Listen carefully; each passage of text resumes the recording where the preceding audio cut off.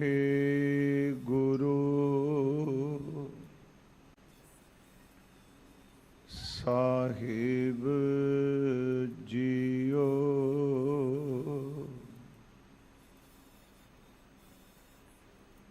काम क्रोध लोभ झूठ निंदा इनते आप छड़ावो। काम क्रोध लोभ झूठ निंदा इनते आप छड़ावो। एह भीतर ते इनको डारो, आपन निकट बुलावो। अपनी विद आप जनावो, हर जन मंगल गावो। बिसर नाही कबहू ही ये ते, एह बिद मन मह पावो। घुर पूरा पिटियो वड भागी, जन नानक कतह ना थावो। डंडौत बंदन अनिक बार, सर्व कला समरथ। डोलन ते राखो प्रभु, नानक दे कर हथ। सज्जन सच्चा पातशाह, सिर शाहां दे शाह। जिस पास बैठिया सोहीए, सबना दा वेसाह। सज्जन सच्चा पातशाह, सिर शाहां दे शाह। जिस पास बैठिया सोहीए, सबना दा वेसाह। सतनाम श्री वाहिगुरु साहिब जी। श्लोक महला तीजा। दरवेसी को जानसी, विरला को दरवेश। जे घर घर हंडा मंगदा, तिग जीवन तिग वेश। दरवेसी को जानसी, विरला को दरवेश। जे घर घर हंडा मंगदा, तिग जीवन तिग वेश।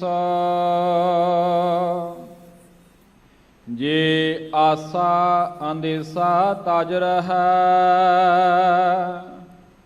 गुरमुख भिखिया नाओ।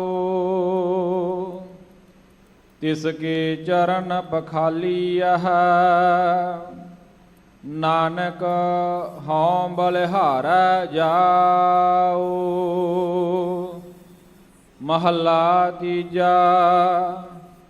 नानक तरवर एक फल, दोए पंखे रुआहे। आवत जात न दीसही, ना पर पंखी ताहे। ਬਹੁ ਰੰਗੀ ਰਸ ਭੋਗਿਆ, ਸ਼ਬਦ ਰਹਿ ਨਿਰਵਾਣ। ਹਰ ਰਸ ਫਲ ਰਾਤੀ ਨਾਨਕਾ, ਕਰਮ ਸੱਚਾ ਨੀਸਾਣ।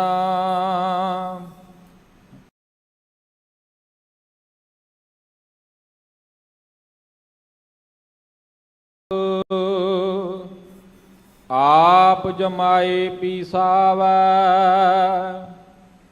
ਆਪ ਪਕਾਵੈ, ਆਪ ਭਾਂਡੇ ਦੇ ਪਰੋਸੈ। ਆਪੇ ਹੀ ਬਹਿ ਖਾਵੈ, ਆਪੇ ਜਲ ਆਪੇ ਦੇ ਸ਼ਿੰਗਾਰ। ਆਪੇ ਚੁਲੀ ਭਰਾਵੈ, ਆਪੇ ਸੰਗਤ ਸਦ ਬਹਾਲੈ। ਆਪੇ ਵਿਦਾ ਕਰਾਵੈ, ਜਿਸਨੋ ਕਿਰਪਾਲ ਹੋਵੈ ਹਰਿ ਆਪੇ। ਤਿਸਨੋ ਹੁਕਮ ਮਨਾਵੈ, ਆਪੇ ਸੰਗਤ ਸਦ ਬਹਾਲੈ। ਆਪੇ ਵਿਦਾ ਕਰਾਵੈ, ਜਿਸਨੋ ਕਿਰਪਾਲ ਹੋਵੈ ਹਰਿ ਆਪੇ। ਤਿਸਨੋ ਹੁਕਮ ਮਨਾਵੈ। ਵਾਹਿਗੁਰੂ ਜੀ ਕਾ ਖਾਲਸਾ, ਵਾਹਿਗੁਰੂ ਜੀ ਕੀ ਫਤਿਹ। परम सम्मानयोग आवाज ठीक करो। जुगो जुग अटल साहिब श्री गुरु ग्रंथ साहिब सच्चे पातशाह महाराज जी दी पावन पवित्र खजूरी अंदर गुरुद्वारा मंजी साहिब दीवान अस्थान विखे सतगुरां जी की अमृत गुरबाणी का रस भिन्ना कीर्तन आप जी ने सरवण कीता है। सतगुरु गुरु रामदास सच्चे पातशाह जी महाराज उन्हां दी बख्शीश सदका आपां सारे रल मिल के सतगुरां जी दी सिफत कर रहे हाँ। अज अमृत वेले श्री हरमंदर साहिब दरबार साहिब जी तो जो पावन पवित्र हुक्म दी दात सतगुरां ने बख्शिश कीती है, उस विचार आपां आरंभ करनी है। आप जितने सतगुरां जी दी चरण शरण विच शोभायमान हो, साध संगत जी असीस बख्शो। हुक्मनामे का पाठ अमृत वेले सिंह साहबान जी ने सरवण कराया। आशा की वार दी समाप्ति तो बाद फिर हुक्मनामा आपां सरवण कीता और हुणी भाई साहब जी ने इस पवित्र हुक्म का पाठ सानू सरवण कराया है। आओ आप जितने सतगुरां दी हजूरी विच सुभाएमान हो, देश प्रदेश घरां विच बैठे आप जी विचार सरवण कर रहे हो। सतगुरां दे चरनां विच बेनती है, सतगुरु जी कथन और सरोत नूं आप जी इकाग्रता दी रस दी दात बख्शो। अदब सहित संगत जी उच्चारण करो। सतनाम श्री ਵਾਹਿਗੁਰੂ ਜੀ। ਫਿਰ ਉਚਾਰਨ ਕਰੋ ਜੀ, ਸਤਨਾਮ ਸ੍ਰੀ ਵਾਹਿਗੁਰੂ ਜੀ। ਸਤਨਾਮ ਸ੍ਰੀ ਵਾਹਿਗੁਰੂ ਸਾਹਿਬ ਜੀ। ਸ਼ਲੋਕ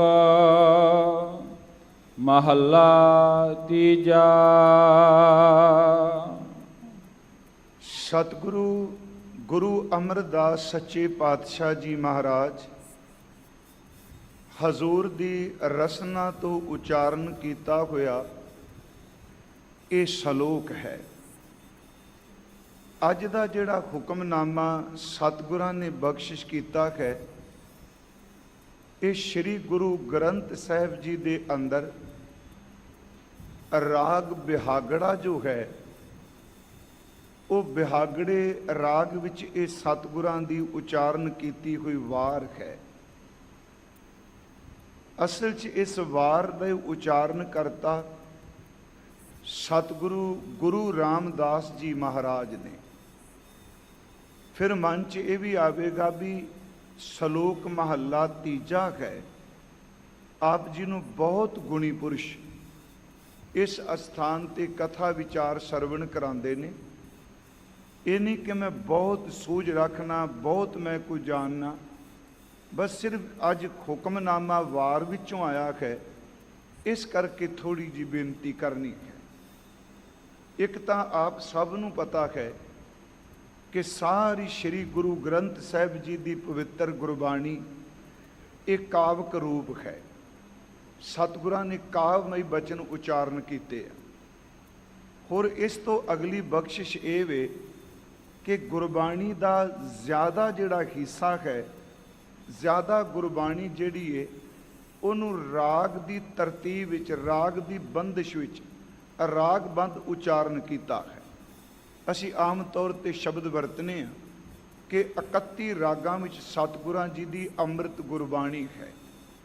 ਇੱਥੇ ਜਿੱਥੇ 31 ਰਾਗਾਂ ਵਿੱਚ ਬਾਣੀ ਹੈ, ਉੱਥੇ ਸ੍ਰੀ ਗੁਰੂ ਗ੍ਰੰਥ ਸਾਹਿਬ ਦੀ ਬਾਣੀ ਵਿੱਚ 22 ਵਾਰਾਂ ਦੇ ਰੂਪ ਵਿੱਚ ਸਤਿਗੁਰਾਂ ਨੇ ਬਾਣੀ ਉਚਾਰਨ ਕੀਤੀ ਹੈ। ਕਿਉਂਕਿ ਵਾਰ ਦਾ ਸੰਬੰਧ ਪੰਜਾਬ ਨਾਲ ਬਹੁਤ ਹੈ। ਇਹ ਸੂਰਮਿਆਂ ਦੇ ਕਾਰਨਾਮੇ, ਬਹਾਦਰਾਂ ਦੀਆਂ ਮਾਰੀਆਂ ਹੋਈਆਂ ਤੇਗਾਂ ਤੇ ਉੱਚੇ ਆਚਰਣ ਵਾਲੇ ਜਿਹੜੇ ਬੰਦੇ ਨੇ, ਉਹਨਾਂ ਦੀ ਜ਼ਿੰਦਗੀ ਦੇ ਸੰਘਰਸ਼ ਨੂੰ ਵਾਰਾਂ ਬਿਆਨ ਕਰਦੀਆਂ ਨੇ। ਉਂਝ ਵਾਰ ਦੀ ਬੰਤਰ ਕਵੀ ਸੱਜਣ ਦੱਸਦੇ ਆ ਕਿ ਪੌੜੀ ਦੇ ਰੂਪ ਵਿੱਚ ਹੁੰਦੀ ਹੈ। ਜਿਵੇਂ ਅਸੀਂ ਭਾਈ ਗੁਰਦਾਸ ਸਾਹਿਬ ਜੀ ਦੀਆਂ ਵਾਰਾਂ ਪੜ੍ਹਨੇ ਆ, ਤੇ ਜਦੋਂ ਵੀ ਅਸੀਂ ਕੋਈ ਉਦਾਹਰਨ ਦਿੰਦੇ ਆ ਤੇ ਸ਼ਬਦ ਕਹਿੰਦੇ ਆ ਭਾਈ ਗੁਰਦਾਸ ਸਾਹਿਬ ਜੀ ਦੀ ਇਸ ਵਾਰ ਦੀ ਇਹ ਪੌੜੀ ਹੈ। ਇਹਦਾ ਮਤਲਬ ਵਾਰ ਦੀ ਬੰਤਰ ਪੌੜੀਆਂ ਦੇ ਰੂਪ ਵਿੱਚ ਹੈ। ਅਗਲੀ ਗੱਲ, ਸ੍ਰੀ ਗੁਰੂ ਗ੍ਰੰਥ ਸਾਹਿਬ ਵਿੱਚ 22 ਵਾਰਾਂ ਵਿੱਚੋਂ 21 ਵਾਰਾਂ ਸਤਿਗੁਰੂ ਸਾਹਿਬ ਜੀ ਨੇ ਉਚਾਰਨ ਕੀਤੀਆਂ ਨੇ। ਉਸ ਦਿਨ ਵੀ ਕਿਹਾ, ਤੇ ਇੱਕ ਵਾਰ ਸਤਿਗੁਰੂ ਕੇ ਰਬਾਬੀ ਗੁਰਸਿੱਖਾਂ ਨੇ, ਸੱਤਾ ਔਰ ਬਲਵੰਡ ਜੀ ਨੇ, ਬਾਬਾ ਸੱਤਾ ਜੀ ਔਰ ਬਾਬਾ ਬਲਵੰਡ ਜੀ ਨੇ ਉਚਾਰਨ ਕੀਤੀ ਹੈ। ਉਸ ਤੋਂ ਇਲਾਵਾ ਸਤਿਗੁਰਾਂ ਨੇ ਇਹਨਾਂ ਵਾਰਾਂ ਦੇ ਨਾਲ 9 ਧੁਨੀਆਂ ਦਰਜ ਕਰ ਦਿੱਤੀਆਂ ਨੇ। ਇਹਦਾ ਮਤਲਬ ਜਿਹੜੀਆਂ ਉਸ ਵਕਤ ਤੇ ਧੁਨੀਆਂ ਪ੍ਰਚਲਿਤ ਸਨ ਕਿ ਇਸ ਵਾਰ ਨੂੰ ਇਸ ਧੁਨੀ ਵਿੱਚ, ਇਸ ਤਰਜ ਵਿੱਚ ਗਾਇਓ। ਜਿਵੇਂ ਆਪਾਂ ਸਵੇਰੇ ਅੰਮ੍ਰਿਤ ਵੇਲੇ ਸੁਣਨੇ ਆ ਕਿ ਵਾਰ ਸ਼ਲੋਕਾਂ ਨਾਲ, ਸ਼ਲੋਕ ਵੀ ਮਹੱਲੇ ਪਹਿਲੇ ਕੇ ਲਿਖੇ, ਟੁੰਡੇ ਅਸ ਰਾਜੇ ਕੀ ਧੁਨੀ।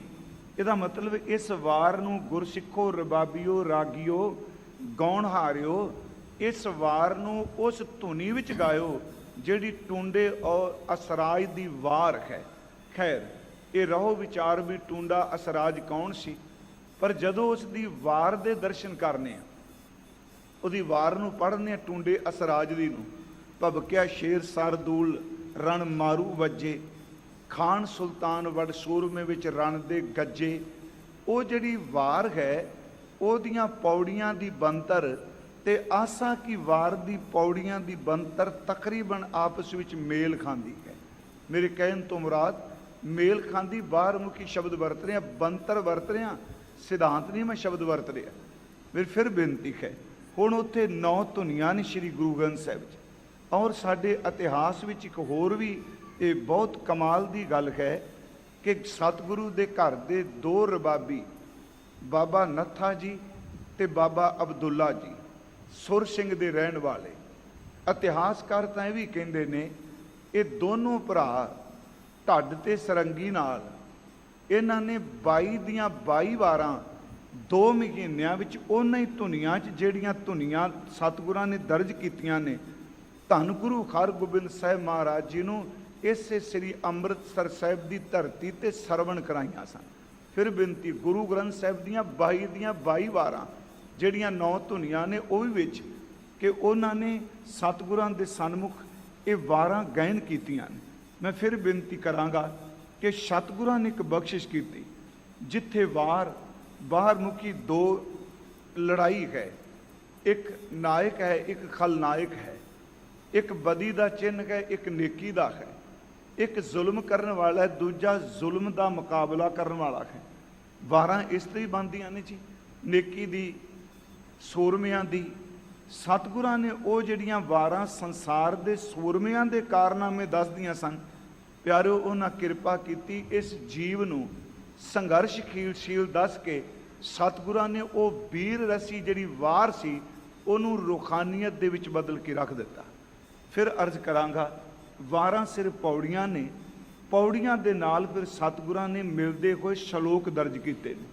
ਵਿਦਵਾਨ ਪੁਰਸ਼ ਕਹਿੰਦੇ ਨੇ ਕਿ ਜਿਹੜੇ 22 ਵਾਰਾਂ ਤੋਂ ਸ਼ਲੋਕ ਬਚ ਗਏ, ਹਾਲਾਂਕਿ 2 ਵਾਰਾਂ ਸ੍ਰੀ ਗੁਰੂ ਗ੍ਰੰਥ ਸਾਹਿਬ 'ਚ ਨੇ ਜਿਨ੍ਹਾਂ ਨਾਲ ਇੱਕ ਵੀ ਸ਼ਲੋਕ ਨਹੀਂ।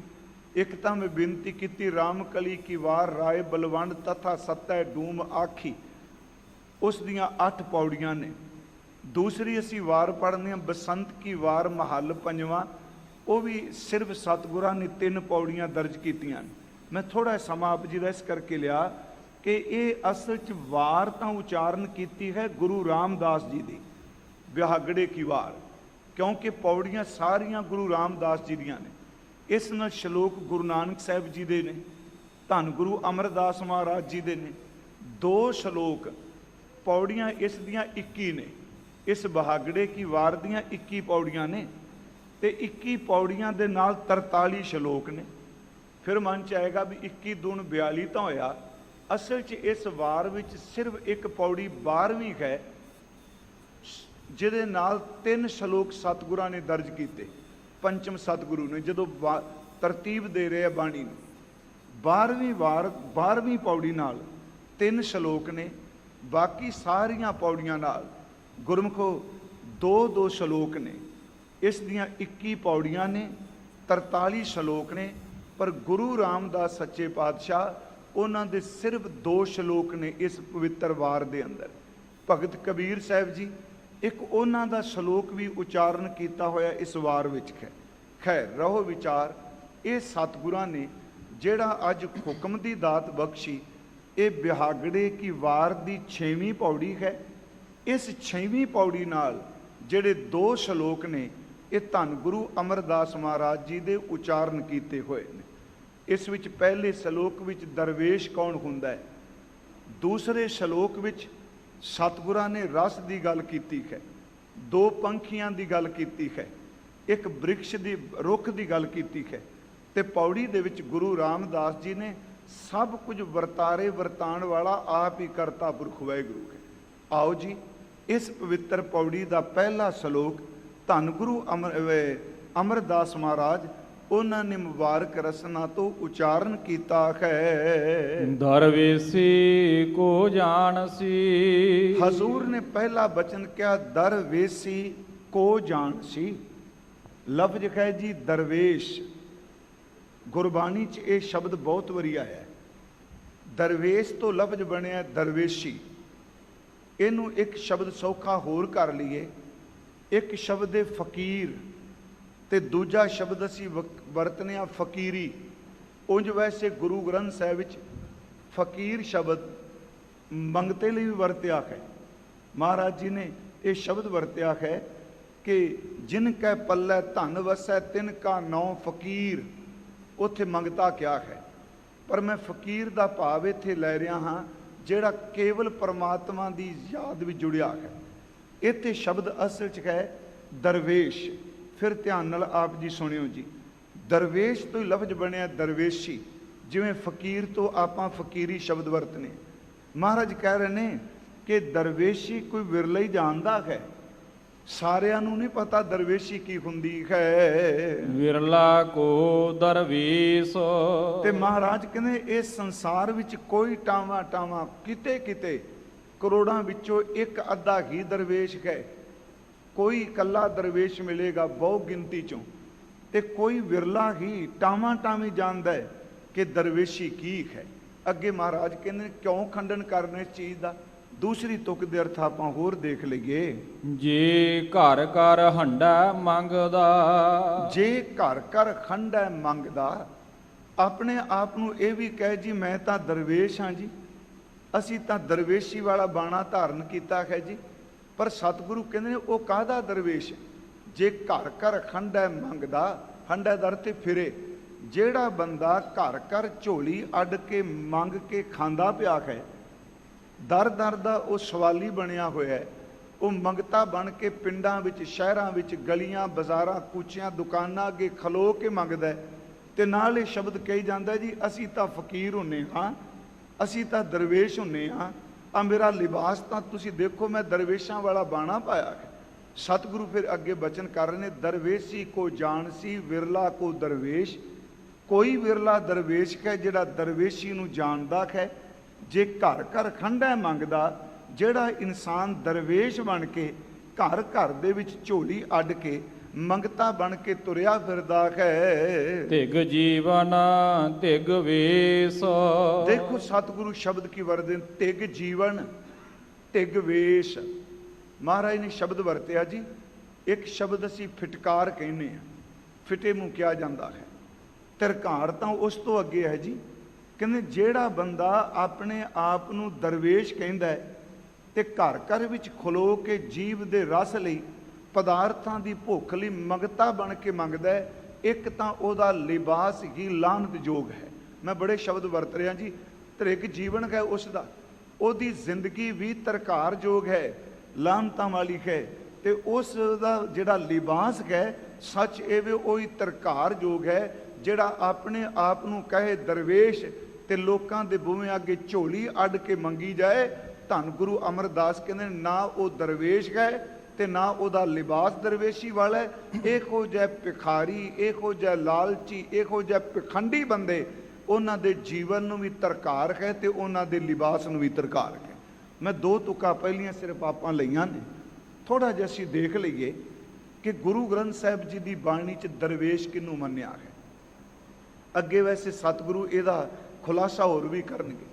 ਇੱਕ ਤਾਂ ਆਪ ਨੂੰ ਬੇਨਤੀ ਮੈਂ ਤਾਂ ਕਰਨ ਲੱਗਾ ਕਿ ਅੱਜ ਪੰਜਾਬ ਵਿੱਚ ਵੀ ਬੜੇ ਮਿਲਦੇ ਆ, ਆਪਾਂ ਰਹਿਣਾ ਵਿਸ਼ੇਸ਼ ਹੈ, ਜਿਹੜੇ ਪੈਰਾਂ 'ਚ ਘੁੰਗਰੂ ਬੰਨ੍ਹ ਕੇ ਵੀ ਨੱਚਦੇ ਆ ਜੀ, ਨਸ਼ਾ ਪੱਤਾ ਵੀ ਰੱਜ ਕੇ ਕਰਦੇ ਆ ਜੀ, ਤੇ ਕਈ ਇਹੋ ਜਿਹਾ ਵੇਖਿਆ ਜਿਹੜੇ ਸਿਆਸਤ ਵਿੱਚ ਦੀ ਭੁੱਖ ਵੀ ਰੱਖਦੇ ਆ, ਗਾਉਂਦੇ ਵੀ ਆ, ਪਰ ਨਾਲੇ ਵੀ ਕਹਿੰਦੇ ਅਸੀਂ ਤਾਂ ਦਰਵੇਸ਼ ਹਾਂ ਜੀ, ਸਾਡੇ ਦਰਵੇਸ਼ਾਂ ਦਾ ਕੀ।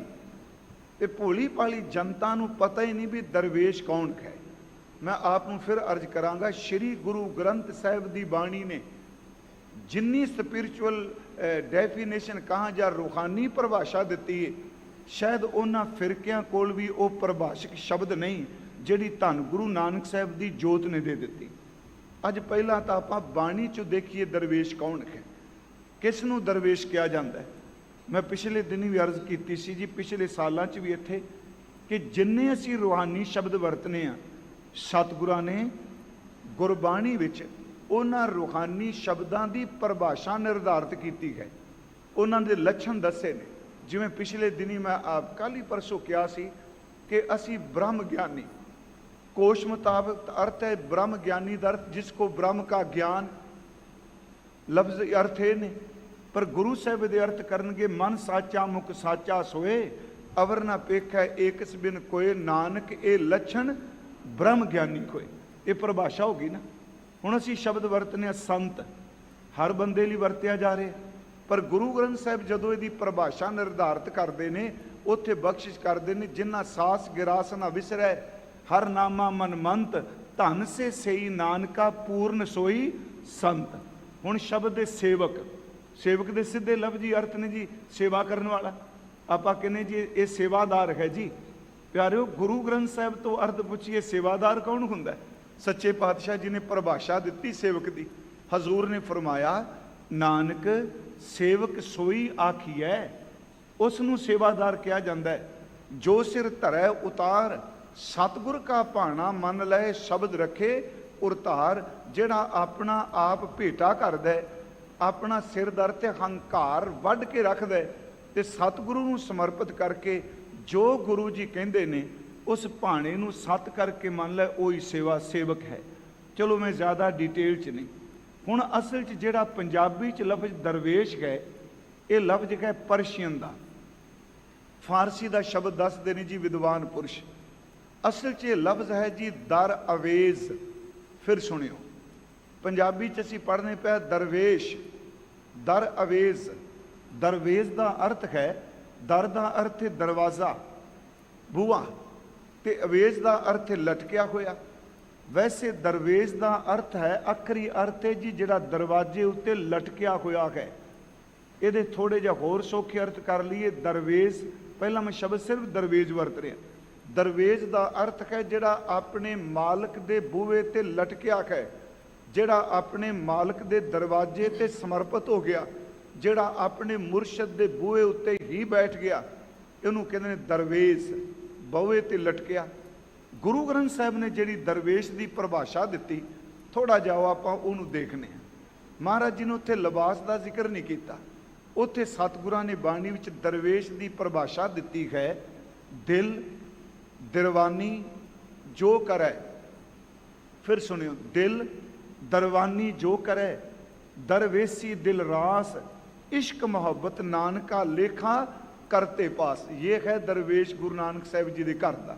ਕਿਉਂਕਿ ਬਾਣੀ 'ਚ ਸਤਿਗੁਰਾਂ ਲਈ ਦਰਵੇਸ਼ ਸ਼ਬਦ ਵੀ ਵਰਤੇ ਹੈ, ਇਹ ਰਬਾਬੀ ਸਾਹਿਬ ਨੇ। ਮੈਂ ਅੱਗੇ ਬੇਨਤੀ ਕਰਨਾ। ਹੁਣ ਇੱਥੇ ਵੀ ਦਿਲ ਦਰਵਾਨੀ, ਦਿਲ ਦਾ ਅਰਥ ਆਪਾਂ ਸਾਰੇ ਜਾਣਦੇ, ਤੇ ਦਿਲਵਾਨੀ, ਦਰਵਾਨੀ, ਇਹਦਾ ਦਰਵਾਨੀ ਦਾ ਅਰਥ ਹੈ ਕਿ ਉੱਥੋਂ ਦੀ ਨਿਗਾਹ ਰੱਖਦਾ, ਪਹਿਰੇਦਾਰੀ ਕਰਦਾ। ਦਿਲ ਦਰਵਾਨੀ ਜੋ ਕਰੇ। ਫਿਰ ਸੁਣਿਓ, ਦਰਵਾਨ ਦਾ ਅਰਥ ਹੁੰਦਾ ਪਹਿਰੇਦਾਰ, ਜਿਹੜਾ ਬੂਹੇ ਅੱਗੇ ਖਲੋਤਾ ਹੈ, ਮਹਿਲ ਅੱਗੇ ਖਲੋਤਾ ਹੈ। ਮਹਿਲ ਵਿੱਚ ਕੋਈ ਬੰਦਾ ਵੜਦਾ ਤੇ ਉਹ ਵੇਖਦਾ ਵੀ ਇਹ ਬੰਦਾ ਕੌਣ ਹੈ, ਉਹਨੂੰ ਰੋਕ ਕੇ ਪੁੱਛਦਾ ਤੂੰ ਕੌਣ, ਜੇ ਗਲਤ ਦੱਸੇ ਉਹਨੂੰ ਦਿਸੇ ਉਹਨੂੰ ਬਾਹਰ ਕੱਢ ਦਿੰਦਾ। ਇੱਥੇ ਸਤਿਗੁਰਾਂ ਨੇ ਇੰਨਾ ਪਿਆਰਾ ਬਚਨ ਕਿਹਾ, ਕਹਿੰਦੇ ਨੇ ਭਾਈ ਸਿੱਖੋ, ਦਰਵੇਸ਼ ਉਹ ਵੇ ਜਿਹੜਾ ਆਪਣੇ ਦਿਲ ਦੇ ਫੁਰਨਿਆਂ ਦੀ ਪਹਿਰੇਦਾਰੀ ਕਰਦਾ ਹੈ। ਫਿਰ ਅਰਜ ਕਰ, ਮੈਂ ਤਾਂ ਕਿਹਾ ਵੀ ਬੜੇ ਗਹਿਰੇ ਅਰਥ ਨੇ ਗੁਰਬਾਣੀ ਵੀ ਦਰਵੇਸ਼ ਦੇ, ਜਿਹੜਾ ਆਪਣੇ ਦਿਲ ਦੀ ਪਹਿਰੇਦਾਰੀ ਕਰਦਾ। ਪਿਆਰਿਓ, ਸੱਚ ਦੇ ਇੱਥੇ ਹਰ ਬੰਦਾ ਬਿਨਾਂ ਪੈਸਿਆਂ ਤੋਂ ਲੋਕਾਂ ਦੀ ਪਹਿਰੇਦਾਰੀ ਕਰਦਾ ਹੈ।